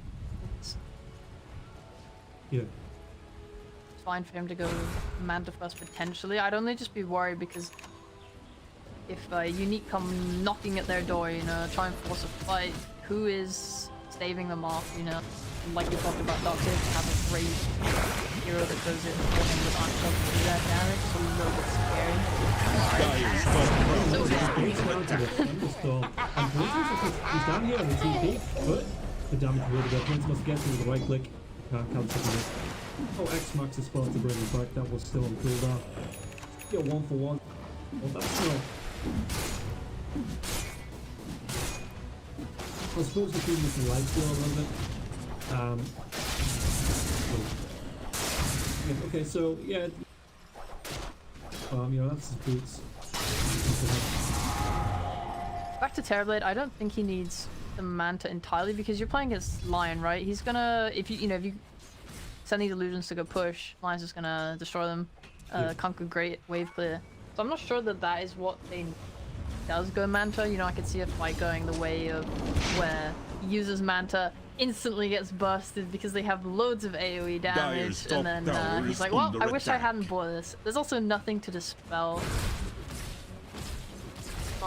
It's not. How unique are gonna look be right now though. And Smoke is gonna break action on the right one, Radiant's middle tower is under attack. And now FN is going right down and travel into the and now we've got a bomb to control that man and trying to get out FN. Stoppage will be able to catch the 2 Radiant's middle tower is under attack. With TB, Watson playing really nicely, like dragging middle troops tower from the camp has fallen. backwards towards his tower. Dyer's If he just top spawned it tower normally, is under attack. he would have died, his team would have been able to help him, but because he was playing back like that, he was able to pop the smoke, get Dyer's back in time to the point where fallen. Unique just couldn't commit onto him. They tried, they were punished, Hoodwink died to the right to a disruptor ult. This is a really good response, quick, clean, good catch. push out in the as well. It looks like Dark. He already got himself the arcane boots. I take this as the Guardian's Greaves. Dyer's middle tower is under attack. Radiant's bottom tower is under attack. Yeah, looks like the line. Sorry to disappoint you. But yeah, this Dark's here. It's like it's the mech. He's got the arcane ring here as well. What's the build up for the Dark's here? You know, is there any like special items? Anything that's a little bit off the wall that we've not seen? Like build towards? I can't see him building any crazy. If I'm a dog, I'm thinking that I want this mech right, 'cause it's going to allow you to fight early. We've been talking about the burst mechanic already. Yep, coming through, and he gets the cylinder off. Radiant's bottom tower is under attack. Wall will be dropped now as well. FN, the Infest is going to keep him alive. It looks like Nemo backline to Dragon Tail is going to be there onto the next assassin. It looks like he's going to carry on Jason Slayer. He's going to be the closest target. Darkseid does not. For the next 30 seconds of the surge will be coming through. Into down or run. There will be a shackle available if you want to go for the Slayer. He's trying to get himself into the tree, trying to get back into the. And it's just, yeah, good shut down at one level. Goes here, hooked up. It is only level 1 on the connected field, so. Hold on, but he got that for the fight, and yeah, was able to get it off the second time, found the kill onto it. He's Slayer. I think that's fine if you're unique. I think you're really happy to, run in like that, pressure the enemy carry, force a bunch of TP, then you only lose it. So, I don't think they're unhappy with what just happened. We want to go back a bit to talk about the Darks here. Yeah, this mech allows them to just fight early into this high burst from like the Lion. They're just gonna fight again, are they? Yeah, what is he going back rude. This is going to be a good Shackle actually doesn't like to run with it. Goes back once again, the kinetic field. He's not going to be picked up by the shotkeeper and Slayer. Out of me. 2 deaths in about a minute. That's feels good if you are the hoodwink here. Just leaves heaven. Gets popped right back. Oh man. Well, at least he knows where he's going now. Dyer's middle tower is under attack. And killed off Radiant's bottom tower is under attack. Yeah, you really don't want to wait like that, especially when you're playing against. You want to invade his. Radiant's bottom tower is under attack. Because I don't think they have enough damage to do it otherwise. Yeah. Or at least it's a little hard. He did go for the Dragon Lance. Illusion is rising. Now he's going for Sanj.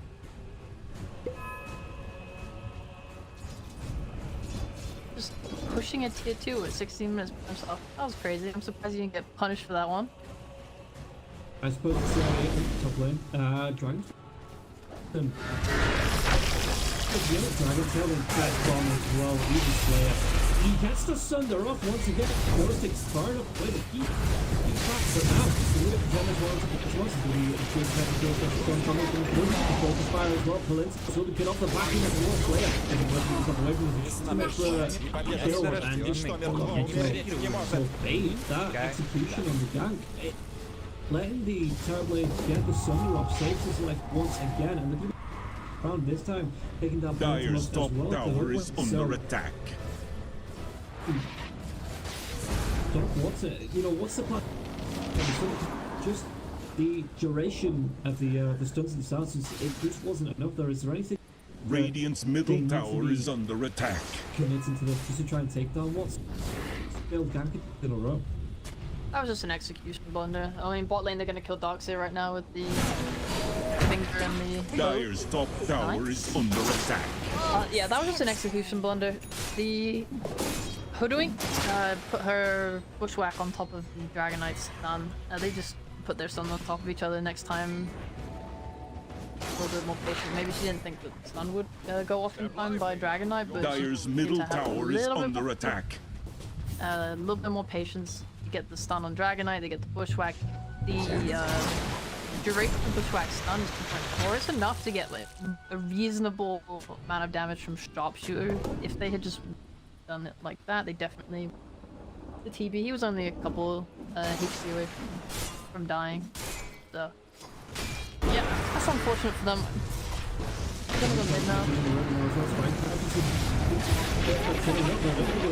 Dire's middle tower is under attack. He might dissuade him from going further. No, Blitzboss. You want to be chasing up to try to stack through Magnum. Is he going to be able to get his first? He actually used it. Did he? I don't know if that's plus, so I can't. Damage came, but used it on the win range. Oh sure. Wait, what's that? Yeah, the finger of death. Because he didn't Use finger bot. Dire's On the top Darkseid, tower he is used it under to attack. get the Darkseid low, and then they died to the sharpshooter.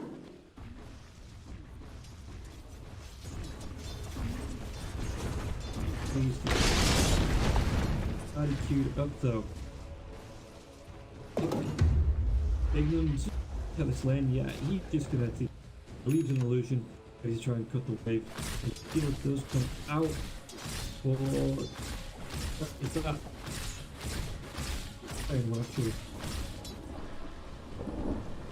I'm looking at these teams right now. I'm trying to figure out what they want to do because you have this mid task up still for.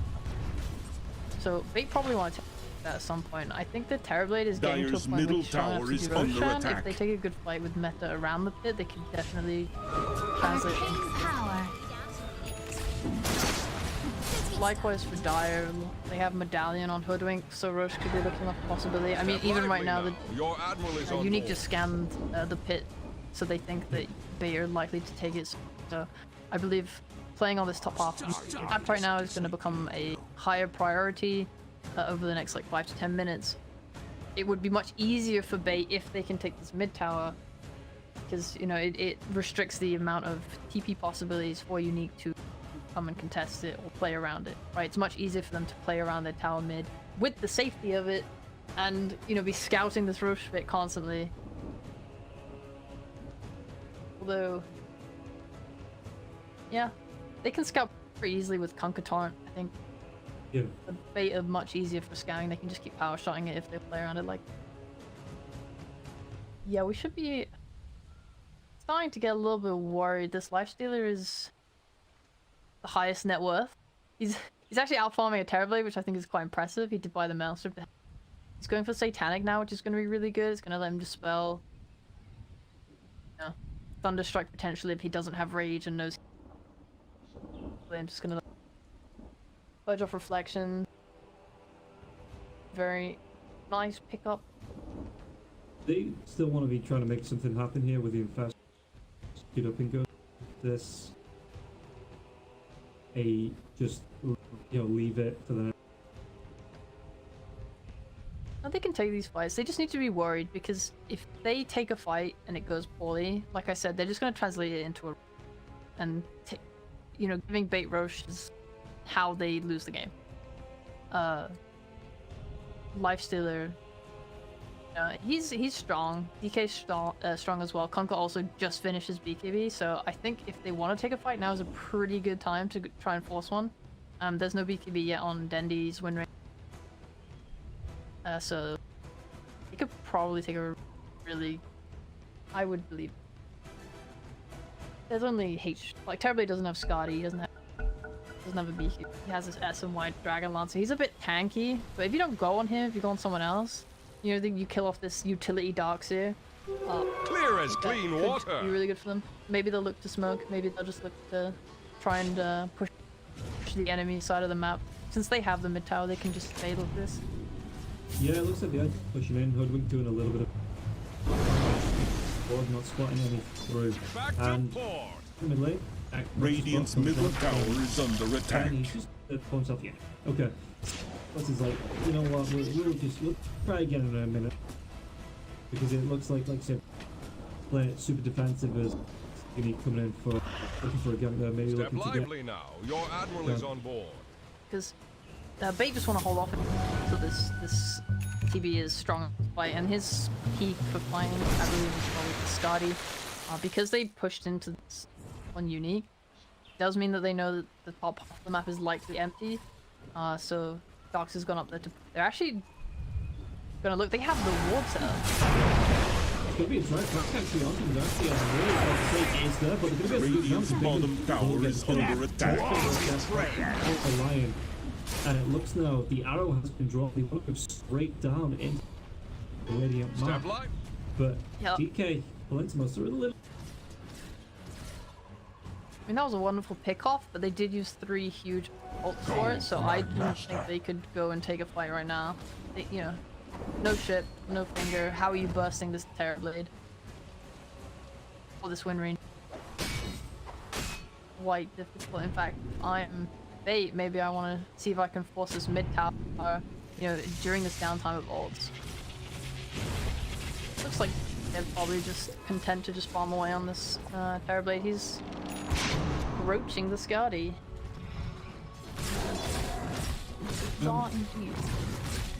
Yeah, no, he is, like I say, he's actually not too far off. Well, about 2 goals. But yeah, it looks like Bingham again. Just a second ago, if anyone goes to Kier, he's got 4 heroes behind him, and it looks like you said, they're just trying to tier 1 tower in the mid. But it's going to be a smoke rotation through. We do have got Finger in about 20 seconds. Shot the boat available. I mean, they didn't observe Ward's down when they came through. Bad intel? Excuse me. Baits jumble like this. It's just sentries, so they don't really have to jump. They just have Baits half the map. Dire's top tower is under Do a attack. little bit of D1 here now as well. That might actually open the window here for Bait because they've grouped themselves up. They've smoked all here. The rotation could Radiant's bottom tower is under attack. Back into a pillbox.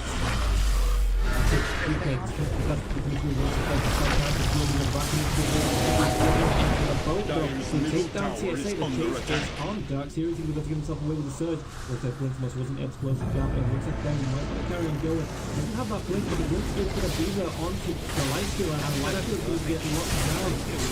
And so off. On fire, 50 seconds down. In fact, you might even be able to find both of this now as well. Out, and the dragon will be slayed. Я медорожденный. Destroyed. Robbed. Annihilated. Absolutely obliterated. Yep. That was perfect. That was a really, really great initiation from Nick. Dire's He middle got the stun tower on is 2 under heroes. attack. He kicked off this line Dire's instantly. structures are Large part of their fortified. control. Great execution.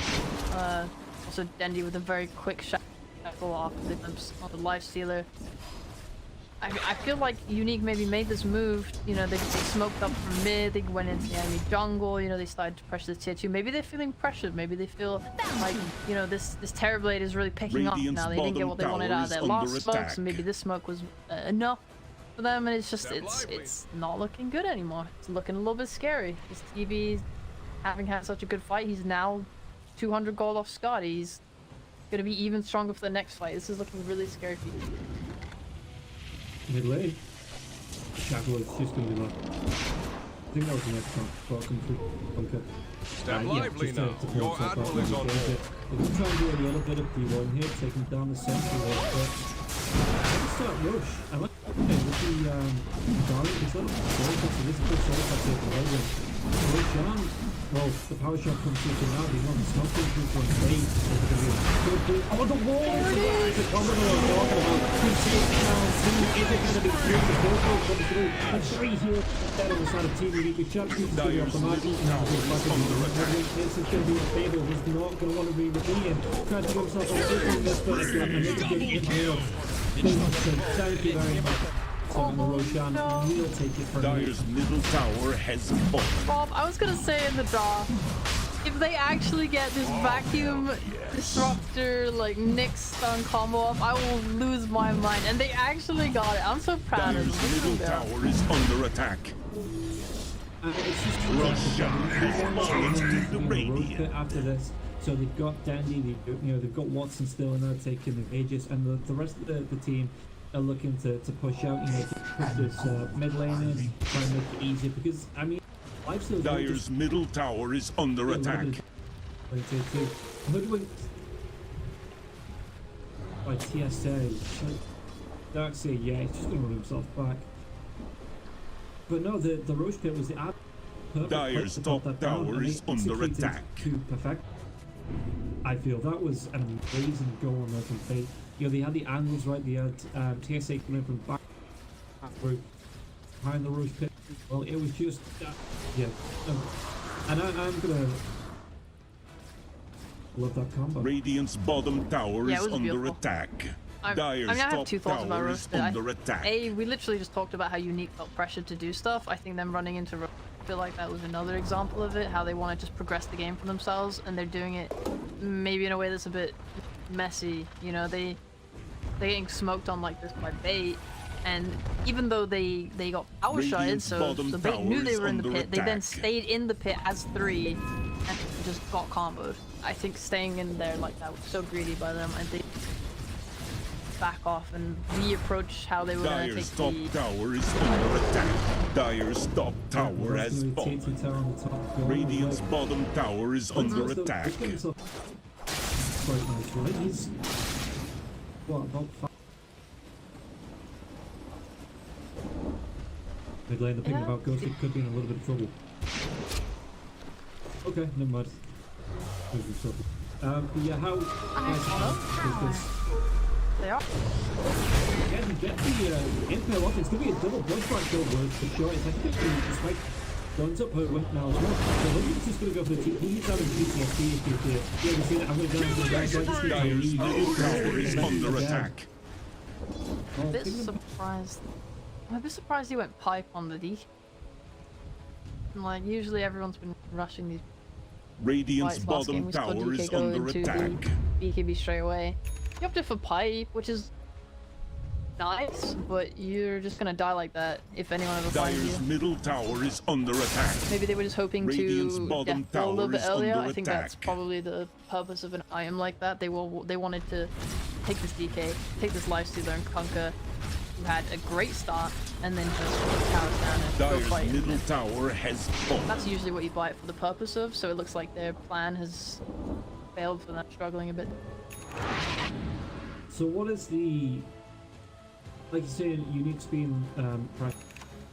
What do you need to do, like slow it down? You need to be looking, getting pretty darn big now, and the lifesteal is falling way behind you, even with this and being picked up. Is there something that you think you could do to try and force the way back into the market, or is bait kind of just in the driving seat?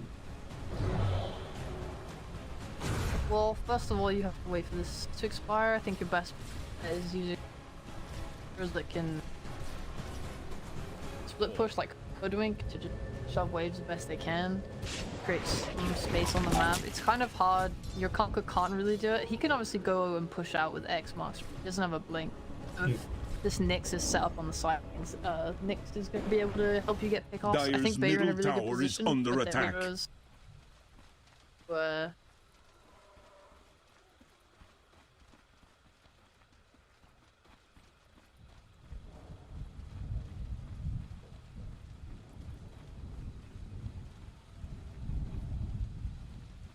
Radiant's top tower is under attack. Gets the shot shoot off right before probably hold the ball. Majority of the damage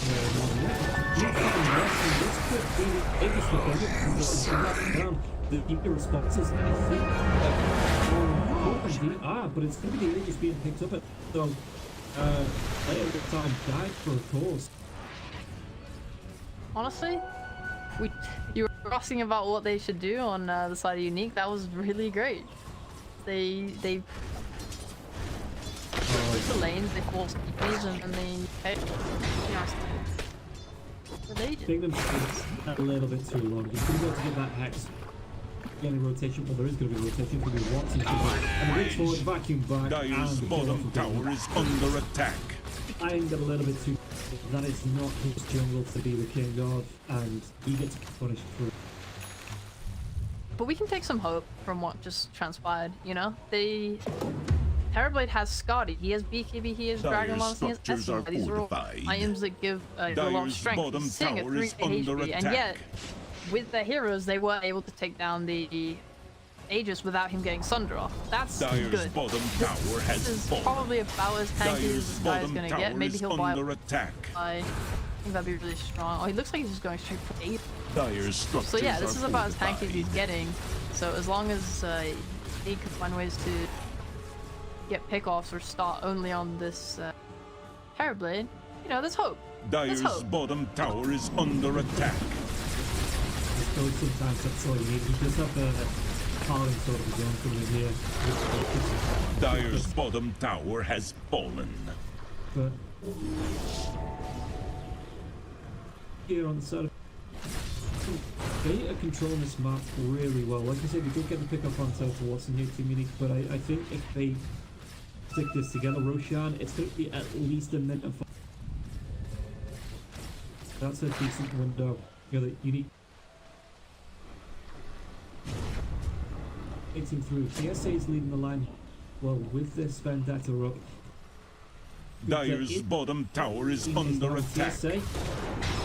He's just outside of the range of it, so you guys get in and put onto the clip as well. But backing up the back to the defense coming up. So it's not going to be able to get the second wing. If it looks like it's there, it's going to go down here once again. TP to the shrine. Excuse me? Coincidence? This is not where you want to be. Okay. What a mistake. And that's away from being able to fortify this one out. Doesn't matter more. At least it's only about a third of the Dyer's top tower is under attack. I'm going to be able to get in front for the first game. Radiant's middle tower is under attack. Dyer's top barracks are under attack.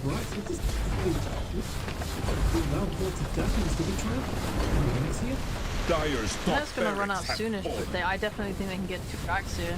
Probably waiting for Lifesteal's buyback, but it's just not.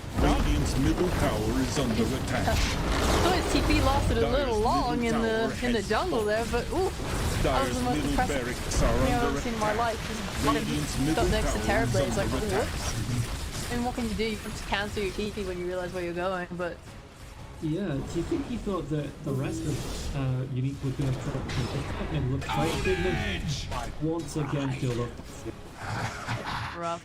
I think the way he did it was he TP'd via his mini-map, attempting to try and go to the tier 3 top, but he must have misclicked slightly too close to try and just TP. I've done it before. It is so annoying. I don't actually cast off my items, so anytime I start taking a quick double time, even if the thing's item, it's like, no, come to now, it's like, nope, I'm out. I'm out and good luck. Yeah. I mean, high school players want to go to the towers and stuff. Yeah, they don't want to go. Because if you want to continue that fight. Okay, Sheik, just rub it in. You know what, Rob? You know, I just don't want to hear it. Give it back to Fountain. That's so selfish. Your team needs you, bro. A gift from the tempest of battle. Your admiral is on board. Yeah, you gotta, you know, if they want to extend that fight, then Lifestealer needs to be there at the entry. He is back up. Oh, interestingly, we've not talked about this. I've only just noticed. Well, Wind Ranger went, so he's going to be able to kill anytime that the next assassin starts to rotate around, and the damage that he was doing, because he threw it out on the line. The next assassin already secured the kill, and Nick's going for the Aghanim himself. He did some nice smoke. But Roche smoke's gonna break TSA though. He's in. I don't think there's a sentry on front line, so we're going to go to the right the back to they take down Tokyo in return. Lentimos, the range will be wearing off. The buyback comes through from the disruptor now as well. He looks like Richard's combo now as well. Lifestealer count 73 seconds, no buyback. And Roche is 5 seconds from respawning if they heads into the pit now as well. 1 second, who's coming back up? PSA. Check it. In fact, check it, Dendy. To check it. Go in, Dendy. I've still got my buyback comes up pride. the line, but again, 400 lifesteal and no buy. Well, this is going to be another lane of racks, right? Yeah. Well, mid taking pressure bot as well. They must think Lifestealer has the buyback, but he just never uses it. They'll just back off. I think they know that Roche is up now, or spawning very soon. It's pretty much towards the tail end of the point, so it's much safer to just take that, secure your shard, and then go and finish the game. They're not in a rush at this point. They're creeping up in net worth. They're much stronger. Their TB is way too big. He's got fadeless steal and damage. I don't think there's any way for him to fight anymore.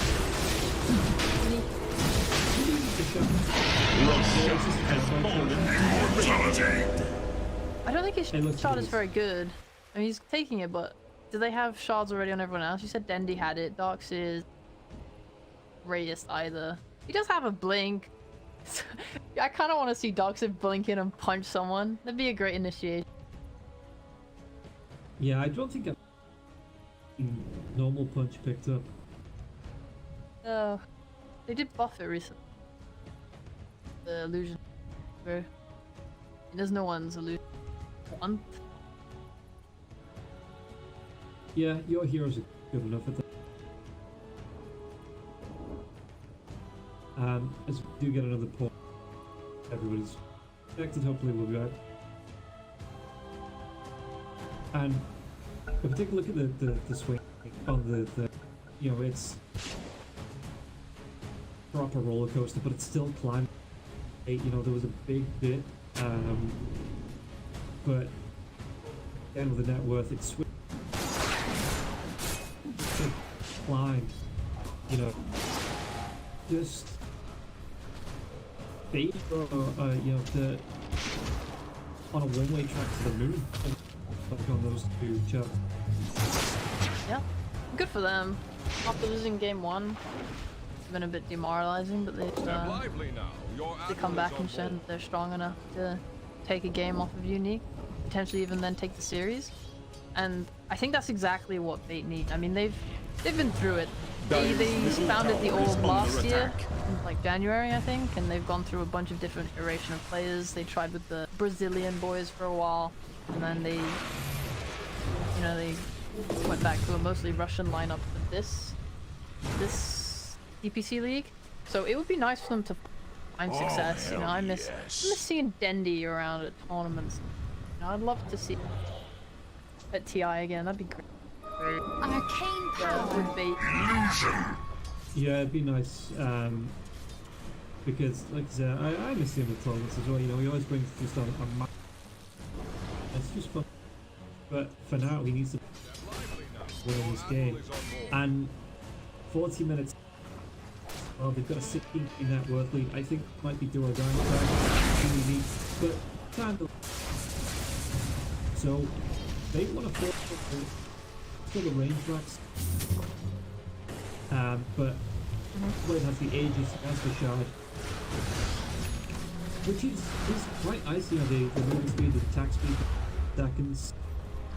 It's Yeah. you know, groundbreaking, but just the extra it still helps. I think you're right. I mean, it's when I read the shard tooltip, it doesn't tell me the cooldown, but I'm looking at it now, and it's 14-second cooldown, and it lasts for 7 seconds. It's actually incredibly strong. The 20% HP is not too much of a drawback, especially when he's got this paladin. Well, he's dropped the paladin sword now, but he had lifesteal, so he wasn't struggling with the HP. Yeah, that's and he's holding the Aegis as well. At least for the first, like, you don't really need to worry about your health. And like the Sunder, he's been getting these Sunders only once, Steve. But he's still to get it off in a fight. You know, every fight he's been up alive. He's not died. He's back for 110. Do you enjoy what FN is doing? I was interested to see what route he would go with his item build, because I of course think that the Ags build is very fun. You know, you have Waterworld going off, you're in the middle of the sea and no one can do anything because there's just horns left and right. He's just straight up gone 2 Daedalus. He has 2 Daedalus and an Assault Gear. Step lively now. If Your there's one admiral is on way board. he's gonna wipe this Radiant team, it is with an absolutely humongous Tidebringer hit. Yeah, he's even right here queued up to go into just. Oh, you look at the deck under the big vacuum connect wall, and it's gonna be Under attack. It's that easy. We don't need to skip. Victory. Let's see it next game. Oh my god, that was so beautiful. It was just talking about what Unique can do, and then they just die 3 heroes like that. I mean, I guess you can criticize their positioning if they're allowing themselves to vacuum it like that, but seriously.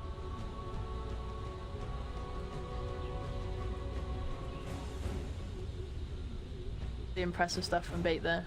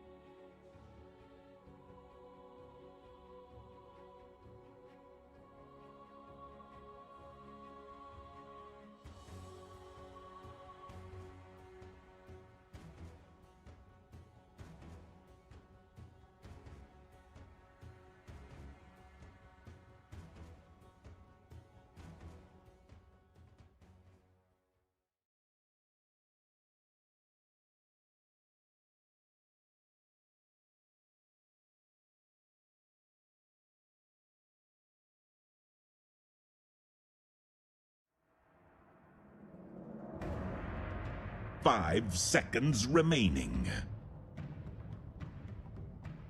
Radiant team ban.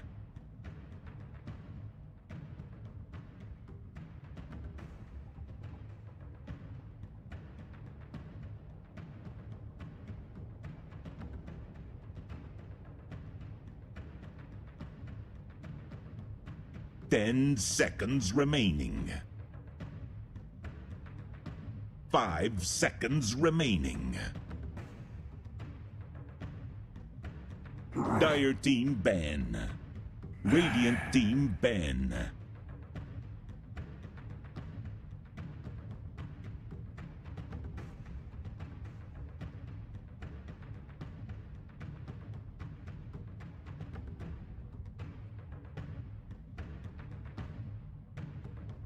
Ten seconds remaining.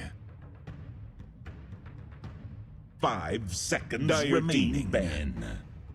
Radiant team pick.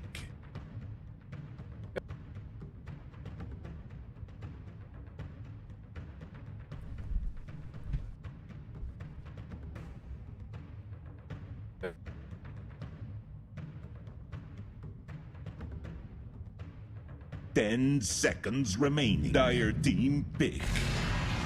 Not in this series. That's a Nyx Assassin, so I Dire guess we're team gonna see another Radiant DK. A Doom? What? That's a new attempt. Lion. Okay.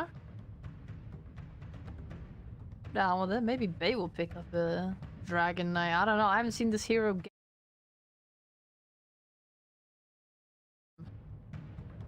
10 seconds remaining. I wonder, although I don't know how effective a 5 Nyx DK seconds offlane would be. I guess it'd be remaining. pretty alright. You have 2 stuns, you can threaten, but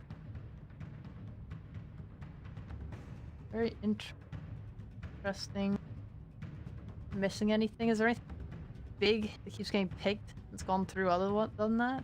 Maybe.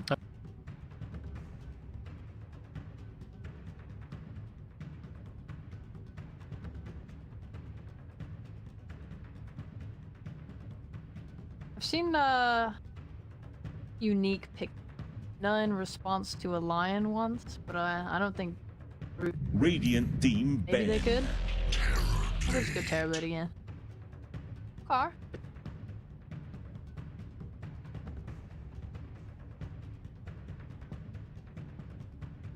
Maybe if they're confident in it, I think that's the best play that they can make. They're 10 coming off of a win with seconds it. remaining. You know, it went really well for them. They played it into 5 Lion already. seconds So they're not remaining. worried about that. Doom obviously is a lot more of an issue than Dragon Knight. Dragon Knight, the stun is good. You know, the pressure for towers is good from going to ensure that you die. View this terribly. Dire You know, it's not team like, oh, I ban. have S and Y. Maybe I'll live through all these stuns and then I can get my sun drop. It's, you're doomed. Please die. You know? So that's gonna be a much bigger problem for him this.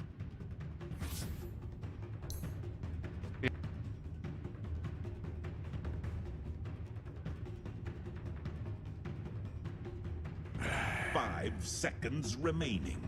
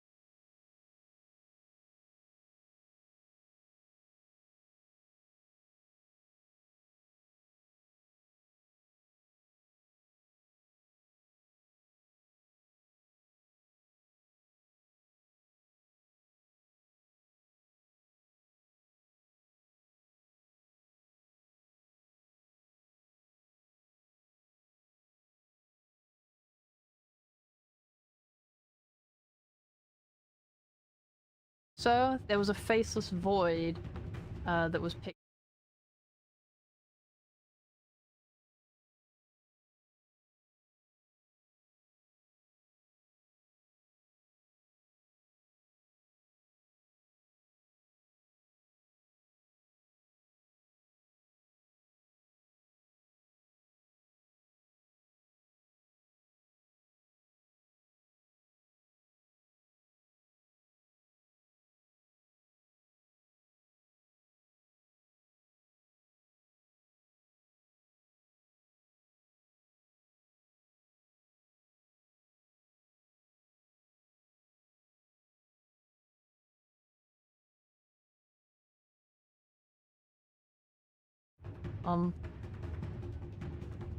They could potentially go for a Darkseid again, but they're gonna lose this. 10 NYK just taking seconds the Disruptor remaining. themselves this time, so they deny picking it, which is pretty decent. 5 seconds And remaining. because Bait have shown their carry, it means they don't have to worry about a Spectre pick. I mean, obviously Doom can deal with Spectre, and also playing against Spectre kind of gives Doom a free-ish lane, but it's very good carry against picking off these lines, these disruptors. You have 2 squishy Dire supports. This Doom can pick. be punished maybe by some type of puck pick by Bait. Could be pretty good. They have Lion, which is obviously really nice against a puck. Same way Dragon Knight has been used to deal with that hero. But, you know, some type of backline Radiant jumper I think Deep is very pick. important for Bait right now because they don't have one. I think they believe in this Lifestealer pick. I don't. And yeah. I actually thought it would be really good last game, but after seeing it play out, I thought, you know, it didn't 10 quite stand up to seconds Terrorblade. remaining. We did talk about how they had a lot of 5 seconds problems with remaining. execution, so maybe they think that, you know, this Lifestealer is completely fine. You know, they can pick some super high tempo last pick mid. I mean, maybe they could put Doom mid even and just pick Flaner, but you know, maybe they just want to go high tempo again, and this time, you know, they clean up their act, they don't mess up, they get these kills on Terrorblade, and it's good. I'm just a little bit worried because, you know, if you want to play this Lifesteal, you want to play fast into Terrorblade before he gets Scotty and starts to deal with you, you know, they have an Oracle. So Yep. Oracle's just going to keep him alive, especially against this Doom. It's just a little bit hard.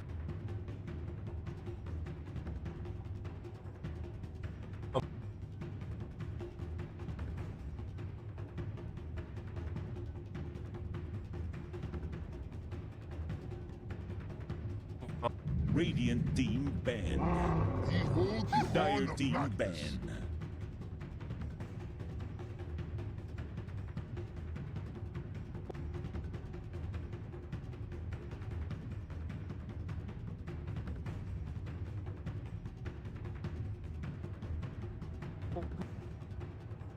Ten seconds remaining. Follow up is your Terrorblade pressing meta and killing everyone. 5 seconds remaining. I do think they need something to play early game on Bait, because right now they don't have any catch before Magnus's Radiant blink. team ban. Like Nyx is, you know, he's fair, but he is countered by a sentry, right? You put it down on mid or so and can't approach this mid lane. They have no catch. Between Oracle and Nyx, I think the support duo is relatively weak. They have nothing in the means of a way to fight early, whereas Team 10 Unique, you know, they can seconds throw out remaining. this burst from Lion. They have this Disruptor ult. 5 Lifestealer's relatively seconds strong if you buy remaining. something like an Armlet. I don't know what his item build will be. I assume he's going to go Maelstrom again into Terrorblade. And it allowed him to have high net worth last game, so that could be good. But yeah, I think Bait just have kind of weak early, so I'd like to see something that can play fast. They're actually going to ban Wind Ranger this time. They're done with Dendy's Wind Ranger.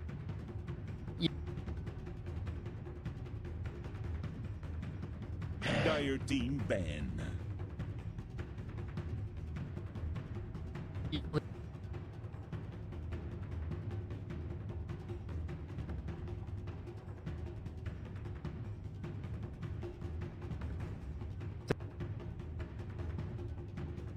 Ten seconds remaining. I think you could go both.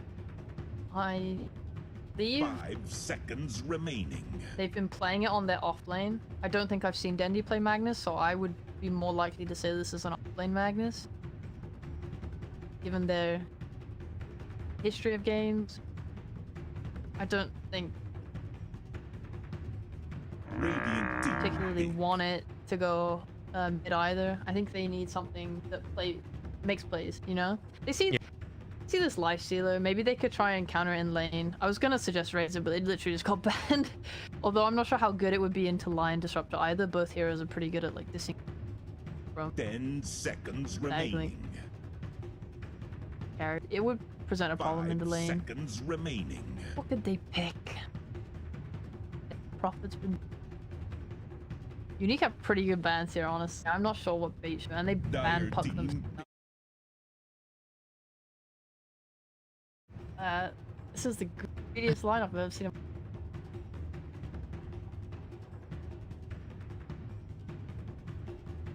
meant to win.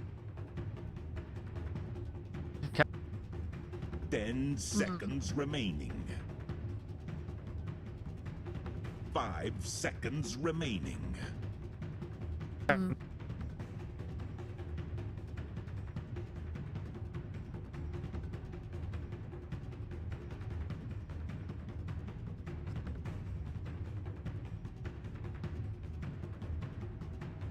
Whoa, tell you how I feel, and that's really bad. I mean, I thought they were going to, you know, pick some fast tempo fighter to at least allow them to have some form of early game skirmish ability, but no, they just go the complete opposite way. I also haven't seen Dendy play Nature's Prophet, so I don't know how good he is at it. I know their offlaners play Nature's, so it could be a mid Magnus. We'll see if they're gonna pick now. It is a mid Magnus. Yeah? Yeah. So it looks like they just... That's actually not that bad. I'll be honest. If I look at it this way, I don't think Zeus has kill potential on Magnus, so he should be able to free farm mid. Your Nature's Prophet is going to be able to pressure Lifestealer. Okay, now I'm looking at it from an offlane Nature's perspective. It's not that bad. It's not bad. With Nyx as well, you're going to be able to protect your Nature's Prophet. I don't think... There's a bit of kill potential into this Prophet, but I think it should go pretty well. I actually think that's a strong lane. So I see their plan now. They just want to bully the enemy safe lane. They want to farm with this Terrorblade. They pick Terrorblade into Doom. So they know the lane. Got Oracle to keep them safe. It's not bad, honestly. It's a very greedy draft, but I think they can get away with it. I do like this just last pick though into Terrorblade. I think that's a good way to pressure him early. Like we saw them last game. They tried to do a fast lineup, take down the Terrorblade. Didn't quite work out. This is their second attempt at it.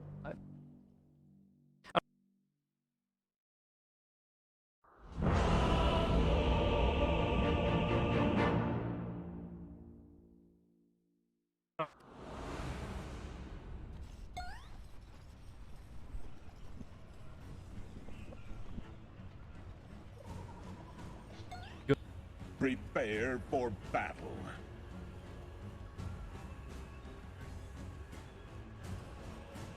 I don't think we'll see a Kaya. I think if you're Zeus this game, you're worried about getting gone on by Nyx. Or you're feeling kind of confident, because like we said, they don't really have any catch until the Magnus blink, so you don't have to worry too much.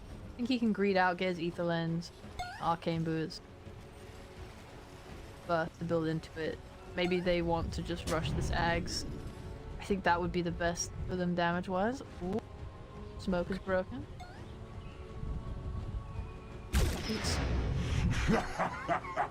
Mm-hmm.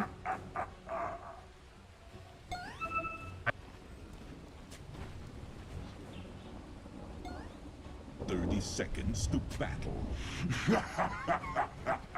I've seen some Zeuses go stuff like Blink to play defensively.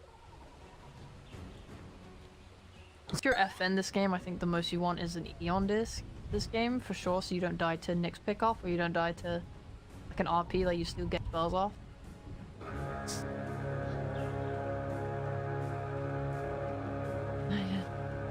I don't know what one's right. The battle begins.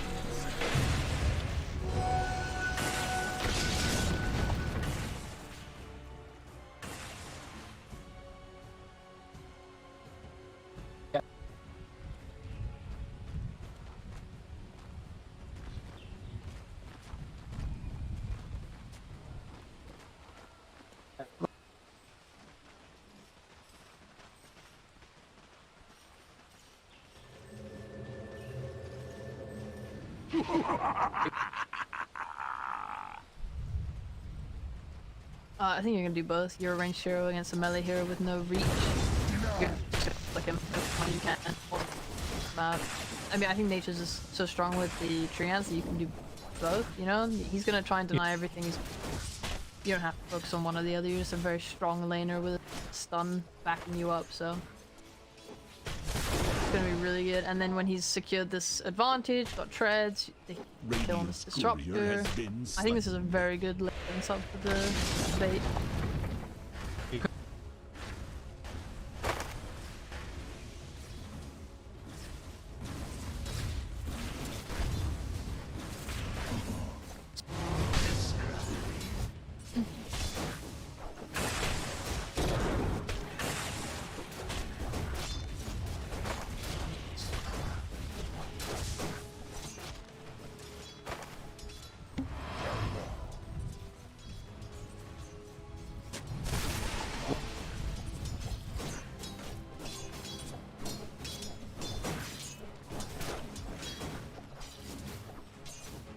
Slayer's gonna have to buy him a lot of salves this game.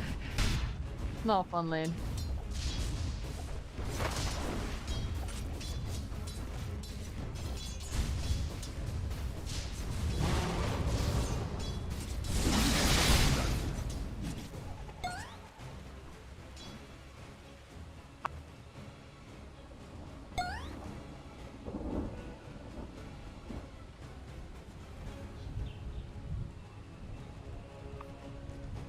I believe this lane goes perfectly fine for both of them. I mean, last game we saw the Conqueror against the Wind Ranger. We thought the Conqueror was going to destroy the Wind Ranger, and to be fair, he did in terms of... Oh, that is a death. We missed it.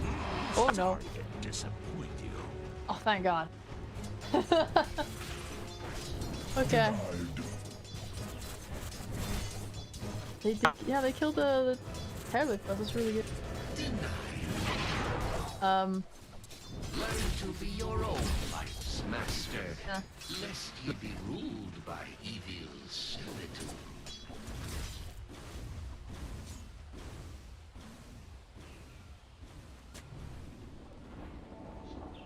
Fine. But like we were saying, last game on mid, this Wind Ranger didn't die, even though it was such a horrible matchup, just because these War Runes are so good now for mid. It makes it very hard to harass any laner down, right? I think the only way that Dendi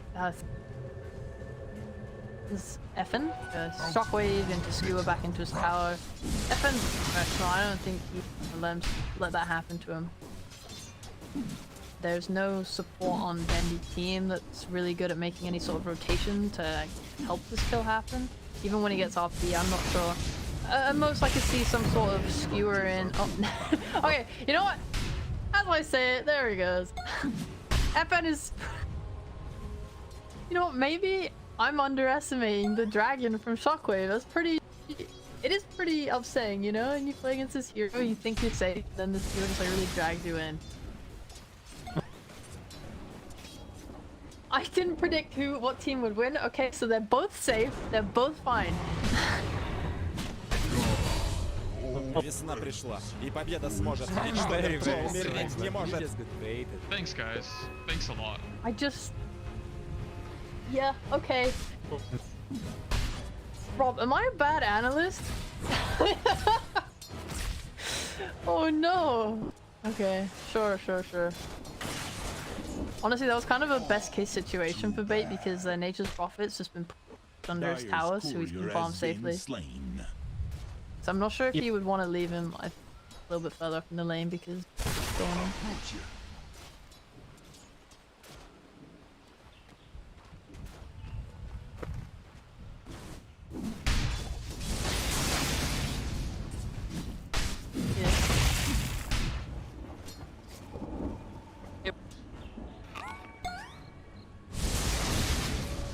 Yeah.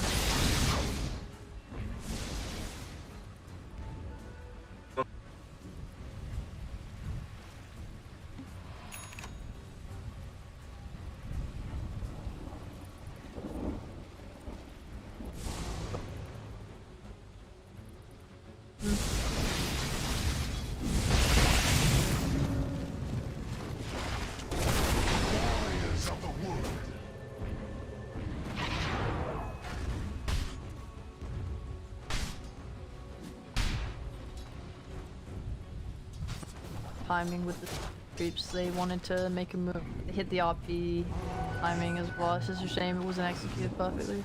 I'm gonna deny their own siege. Okay.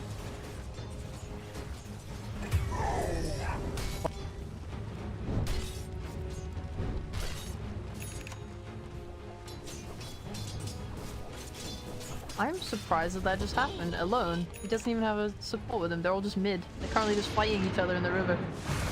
Yeah.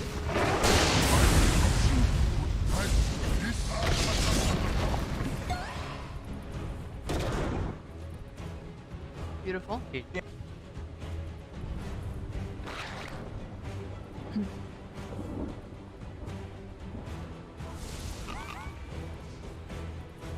See, when I was talking about supports, this is what I was thinking about in terms of strength. They have Lion and Disruptor who are far stronger at rotating and moving base supports, but is under attack. TSA could can make it work. He did. Maybe we'll see Even I like a good some more rotations from unique supports. I don't know how Bait get off a successful RP onto Zoom sits back so far, and he's maxing his arc lightning to shove out this wave safely.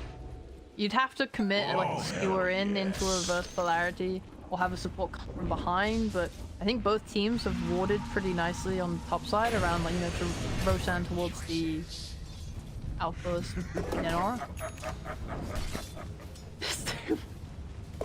I'm actually surprised he's doing so well. I thought they would get too strong for the Bait to deal with after a while, and that TB would want to go jungle, but I'm still surprised Ghosty managed to kill him by himself.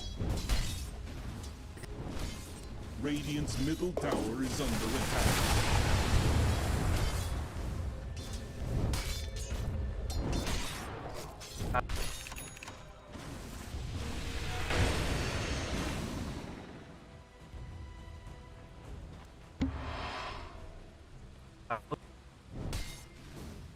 Centaur is what you want when you have your... It's okay in the lane, but ideally you want stuff like the tomato with the clap. You want some... The dog is pretty good, the pack leader aura, very strong. I think I've watched a couple games of Doom when I was trying to learn it myself, and a couple of them went and found the Alpha Wolf. The crit was so strong in the lane. Like, this guy, look at his damage. It's 8 minutes, and he has 140 damage. I think. It's actually really good. He does so much damage. Like, I'm assuming this is how he's managed to pick up as many kills as he has, because he just has phase boost. He runs you down. He hits you so hard, and there's nothing you can do about it. And Icerock just buffed him.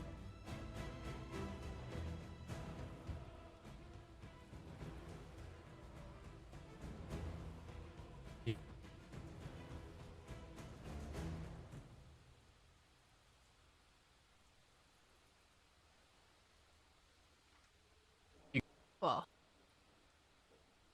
probably not with that much armor, but yeah, it's just rough.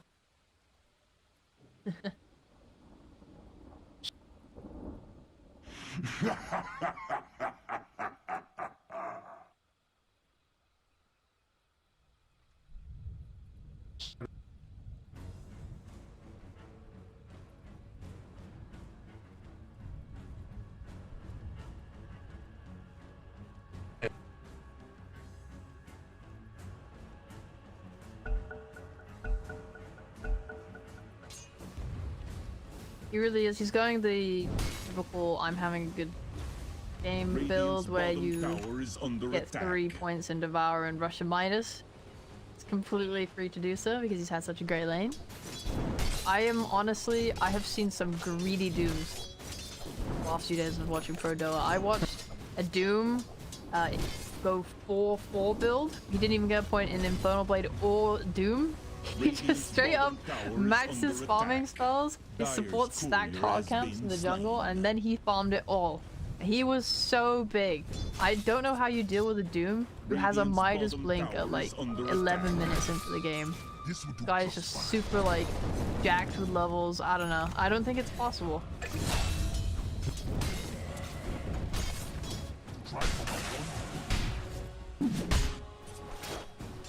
Radiant's bottom tower is under attack.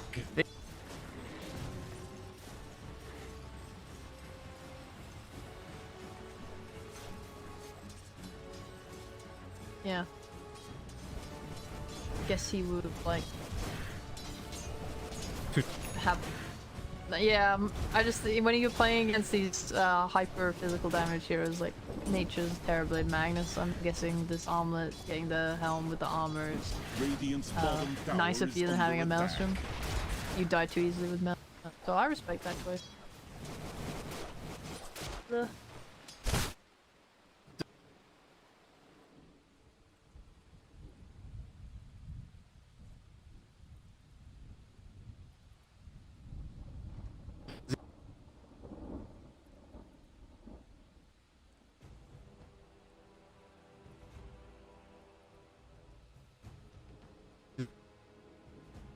You can, however, they need to take bot tower first, because then they can shove the lane up and then it's easier for them to walk into the jungle. Obviously they can do it while the tower's still up, but your Doom, who has been farming for 9 minutes in the lane, suddenly disappears, you're going to be a little bit suspicious, you're going to run back. Yep. You're a Terrorblade, so you do have meta, you can farm Ancients with that spell. So you're not restricted to your main jungle. Fine for you to move top, and then, you know, if all the supports are showing in your jungle, because a lot of teams will leave a ward in their jungle so that they know how the enemy is moving, because like we've talked about before, teams like to swap jungles, you know, they'll invade the enemy and live there, and that's like a natural state flow of the game. So it is a common occurrence to leave a ward in your jungle so you see how they're playing. So if you see, you know, Lion Disruptor Sing in your jungle, Doom's pushing lane in, Sing in your jungle, and your Terrorblade, you're either taking your Ancients, or you're gonna move to the top lane and you're gonna start to pressure that tower there instead. So there's places to go. It doesn't feel awful to be Watson, and if you're unique, you probably want to get your level 6s. I'm 6 right now, and then you want to smoke up and try and kill them. So that's exactly what they do. Dire's middle tower is under attack. Radiant's bottom tower is under attack.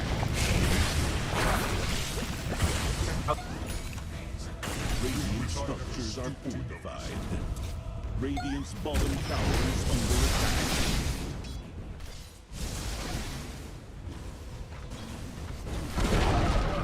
Radiant's bottom tower has fallen.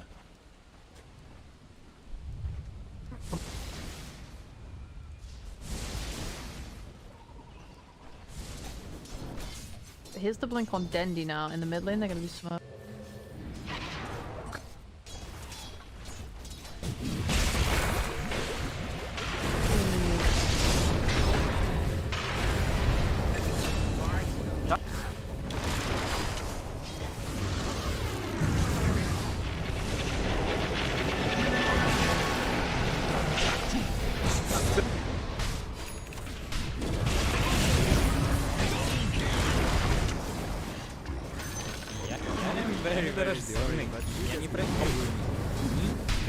Dire's middle tower is under attack. Dire's structures are fortified.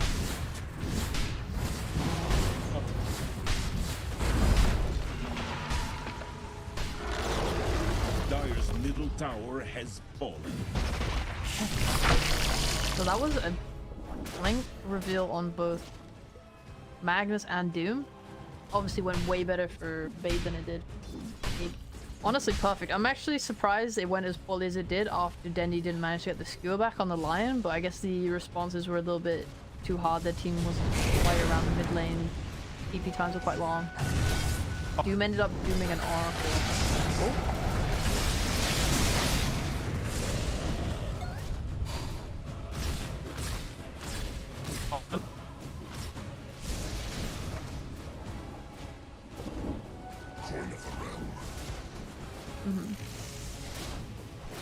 Oh. Yeah. That's pretty nice.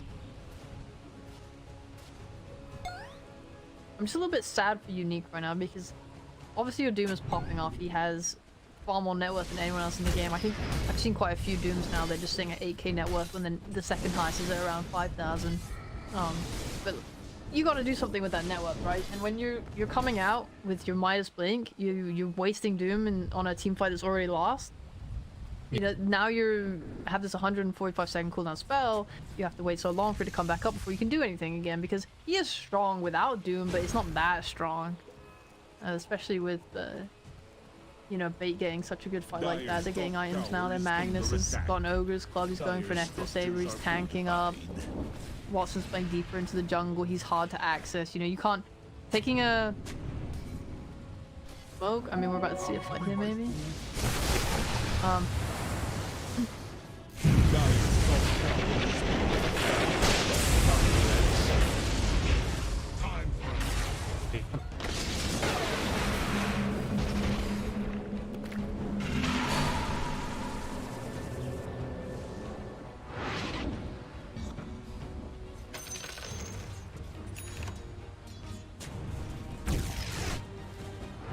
Я не very sorry, я не проигрываю никогда.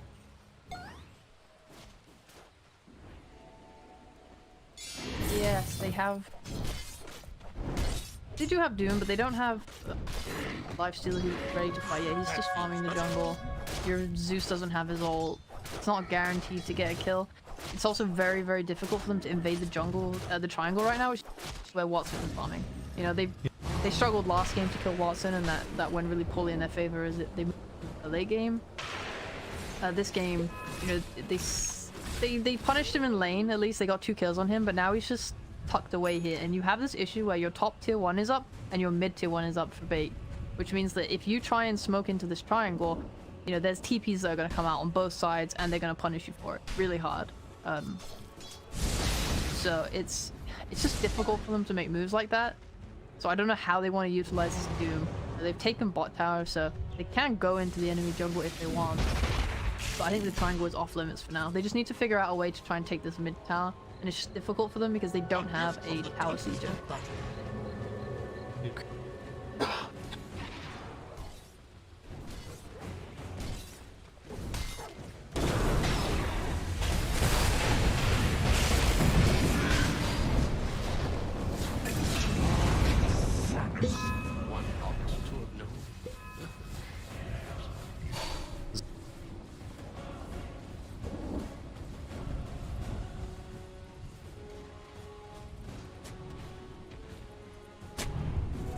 Bounty, which makes you a good prize.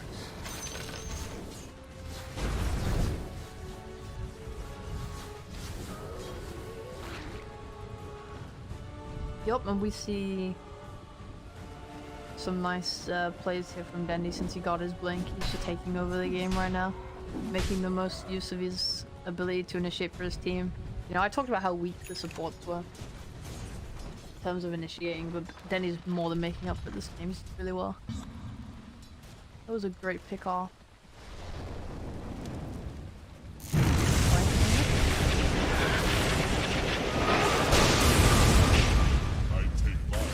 Oracle not close enough.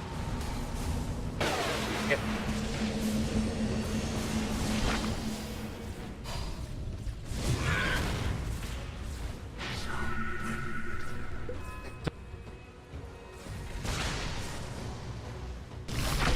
Radiant's middle tower is under attack.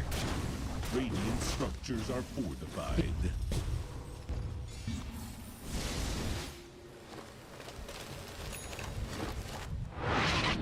Approach you.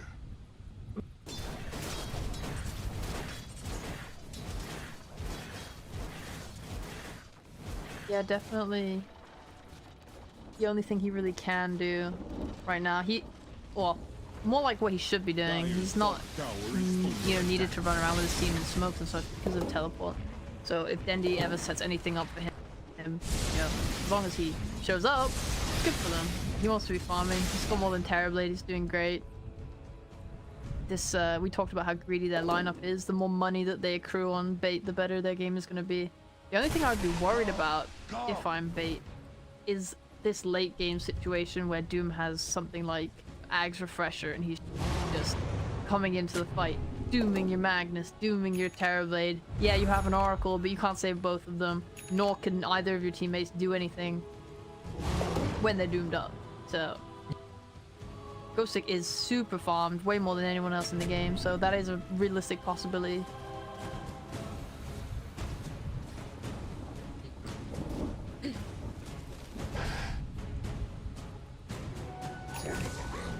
Dire's top tower is under attack.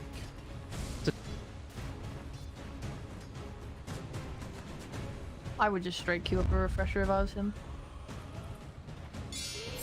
He has all of his core items. We'll see what he does. Let's go Shivas. Fun. I personally think he would be at his most strong if he could move 2 heroes.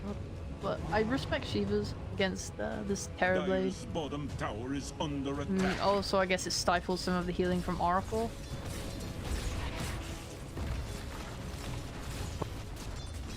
Dire's bottom tower is under attack.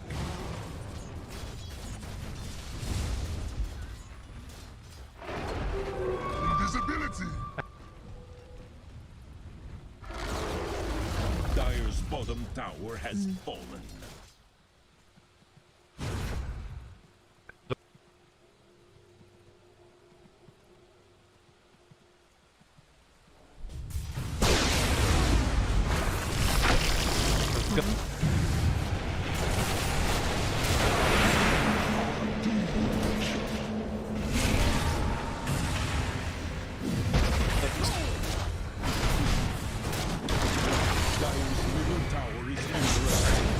But he lived.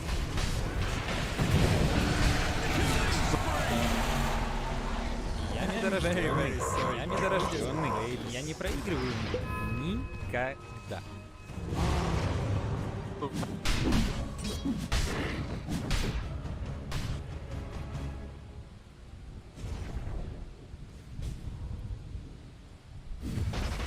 Oh, we don't care about him. He's a support. He has less rights than us carry players. It terribly lived on really, really low HP. It was very close. So that's really sad for quite managed to finish him off. Haste. It looked pretty good at the start. Disruptor got his ult off on top of Terrorblade and another hero, and oh, they're actually just gonna keep trying to fight top. Looks like they're searching.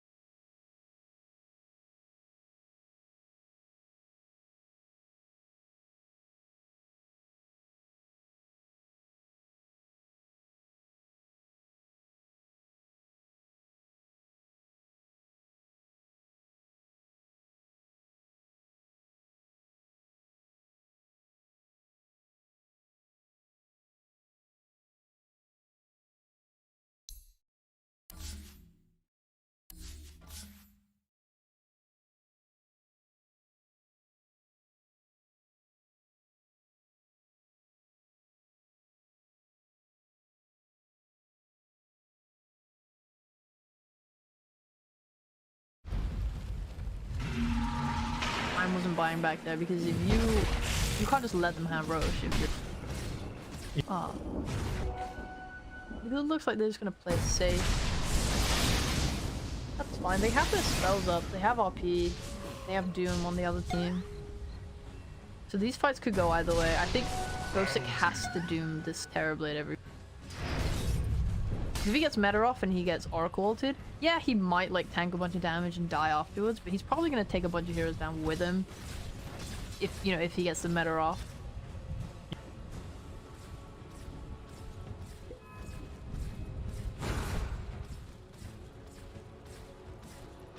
Huh?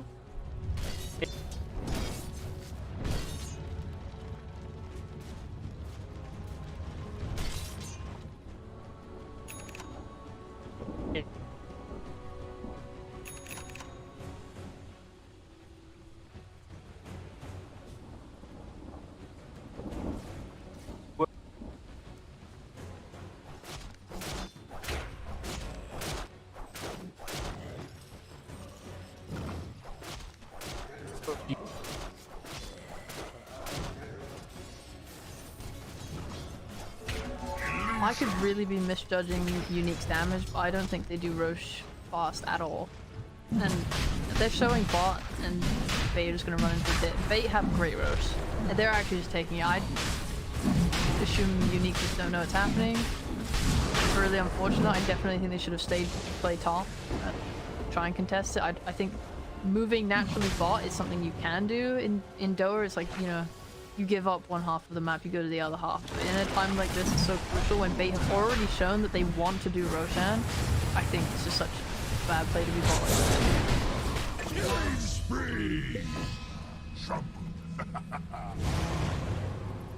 Я недорожденный. Я не проигрываю.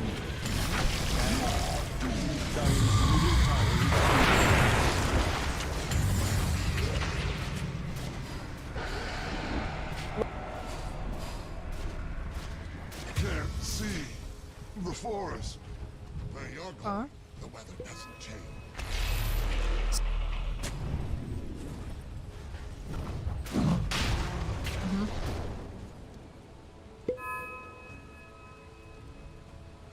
Yeah, this is great. I mean, they already took Roshan down really fast. They don't have a lot of damage on Dire, but there's a buyback on Nature's now, so they could potentially commit.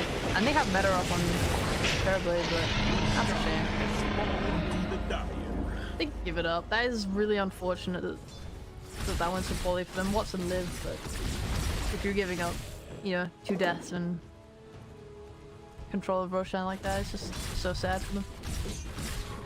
But that's great for Unique. Radiant's middle tower is under attack.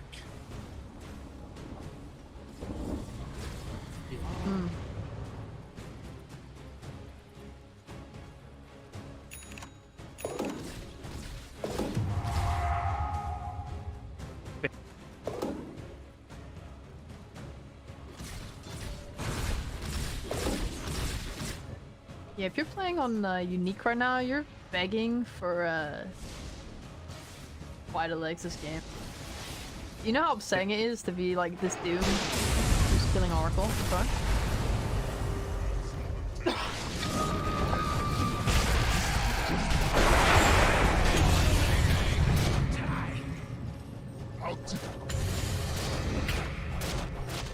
Ooh! Darn. Your life is mine now.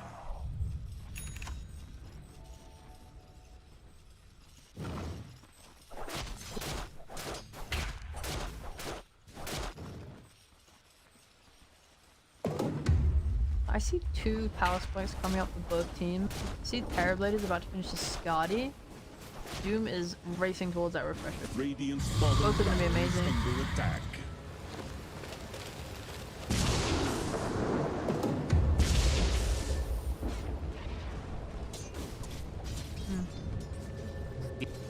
Radiant structures are fortified. Radiant's middle tower is under attack. Radiant's middle tower has fallen. I love watching teams drawing on the map.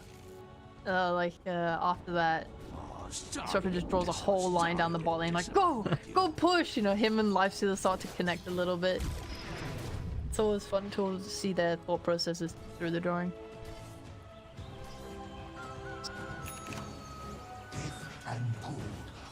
Radiant's middle tower is under attack.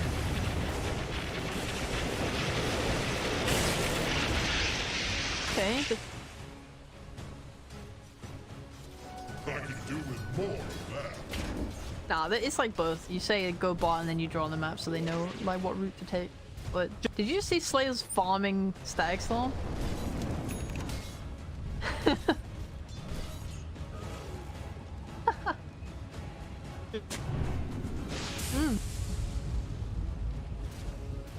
Yep. Ooh, the DD bot. Oh, they'll just kill it. Okay. Oh, that's fair. Terrorblade scouts a DD on the bot rune.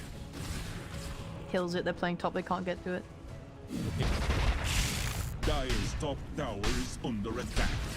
Radiant's I wonder if bottom they'll contest tower is top under tower. attack. No, it's going down. Dire's structures are fortified.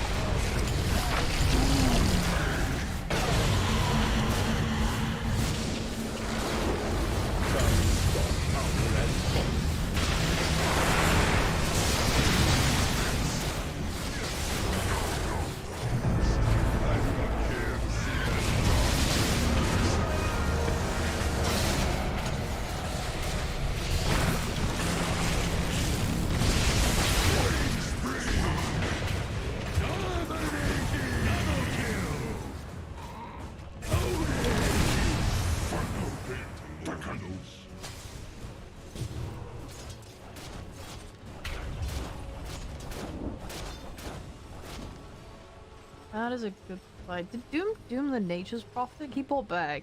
And I didn't see anyone else Doom, yeah. That's okay, but I don't understand. I mean, maybe they're just worried about this Sprout controlling up their carry, but Lifestealer has a Quelling Blade, so he's not too worried about it. It just feels bad to potentially maybe have a way to lose the fight by not dooming Magnus or Terrorblade.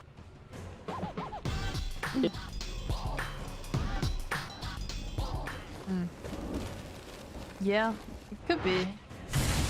I still don't have a good judge of how much damage this Nature's Prophet is doing, so maybe it's definitely worth it, but I'm just more scared of, you know, this reflection, meta, Terrorblade, you know, this RP from Magnus that's gonna control your carry. It just doesn't seem that high of a priority in return, but it worked out, you know? I don't want to criticize it too much, it totally worked out, it was good. They did a good fight, they were able to kill the EB, so that's a big win for Uni. They're definitely feeling good after that fight. Doom is A gift from the tempest of battle. still kind of far from Refresher. When they have it, I don't know how they lose a fight, you know, with two Dooms.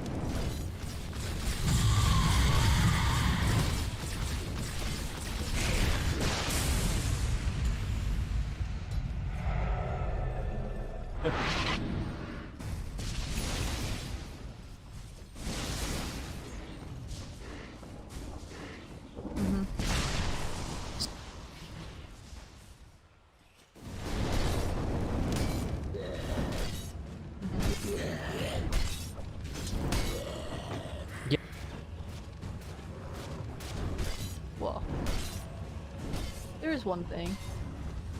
El Dendi on the Magnus, if he can start a fight by RPing Doom and they burst him. I mean, they don't have burst, that's kind of a weakness of their draw. You know, Unique, they find someone, they're gonna blast them with Finger, Zeus, Nimbus, all this stuff, right? Whereas they only have using meta and hitting. Nature's coming in, hitting. They just don't have magic burst the same way they... So maybe they don't have enough to kill this Doom. They are. There's also like this worry that if they go on Doom like that and this Lifestealer is nearby, he can infest him for extra HP and get him to live. So it does seem difficult from base end. We're gonna fight now.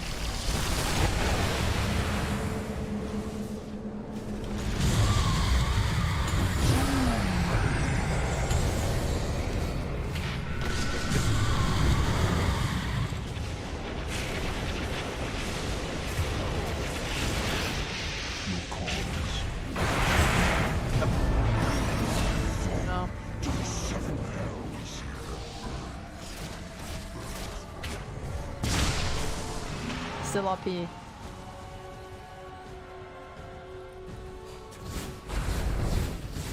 That was actually incredible reflexes from Debbie at the start of that whole thing. He did get false promise by Notefear, but I think he got his Shadow Blade off before, like when they jumped him. I think he lifted his arms to Doom, but he got the Shadow Blade off.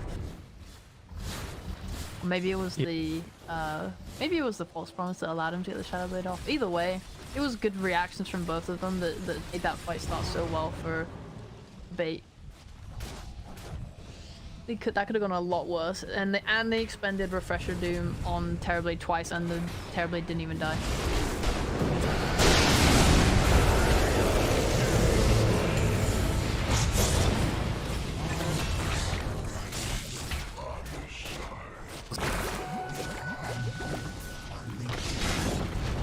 Dire's middle tower is under attack.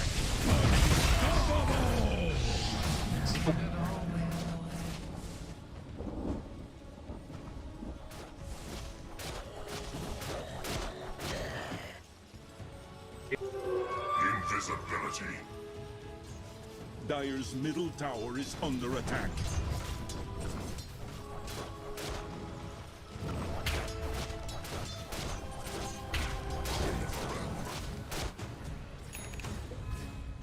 Something tells me whoever gets this next burst wins the game.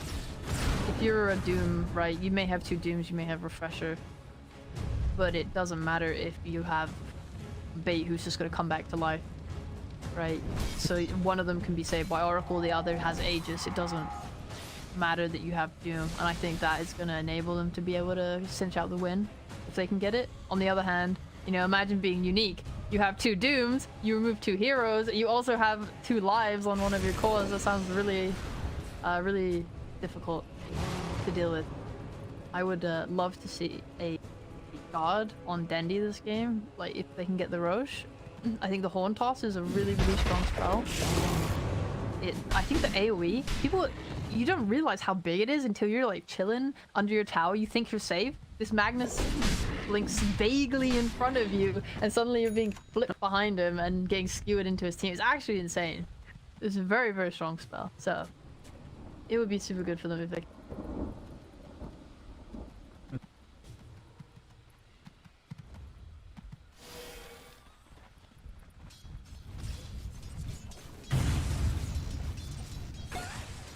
Hmm?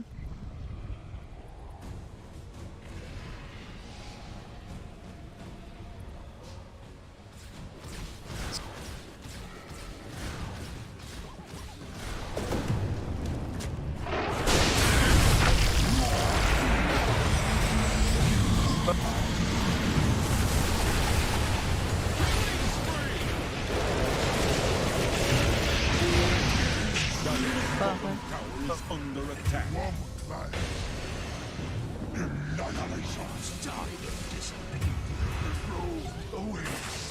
Dire's bottom tower is under attack.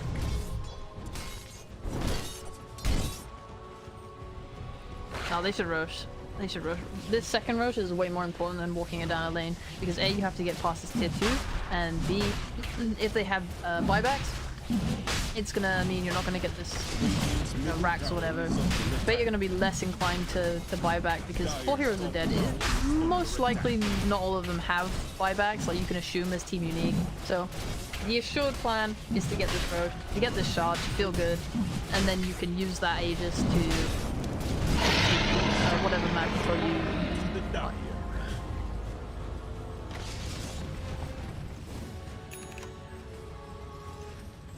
Surprising. I don't know if it's back. I mean, it's okay. It's pretty good. Radiant's middle tower is under attack. Yeah. Radiant's middle tower is fallen. A gift from the tempest of battle.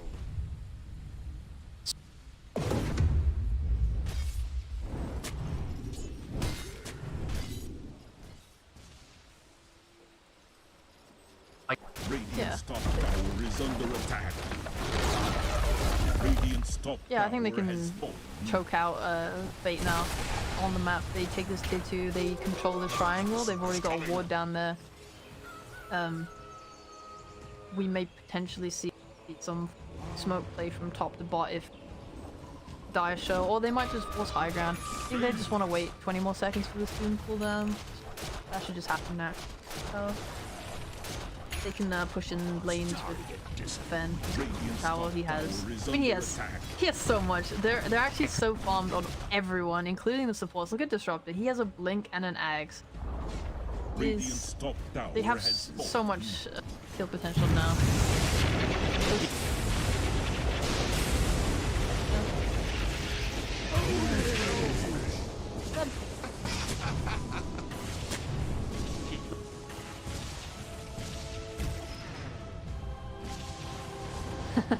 Yeah, and FN has an Octarine Corset and an Arcane Rune. He just did all that with an Octarine Arcane Rune, so look at his cooldowns. His refresher is up in a minute.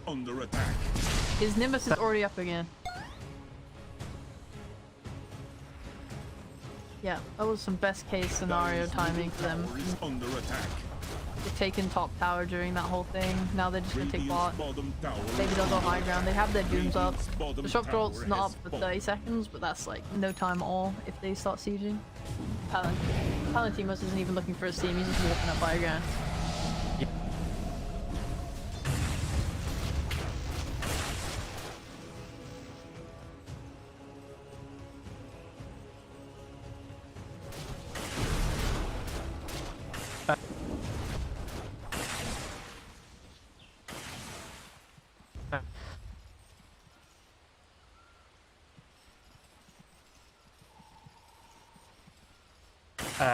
Like the farm, all the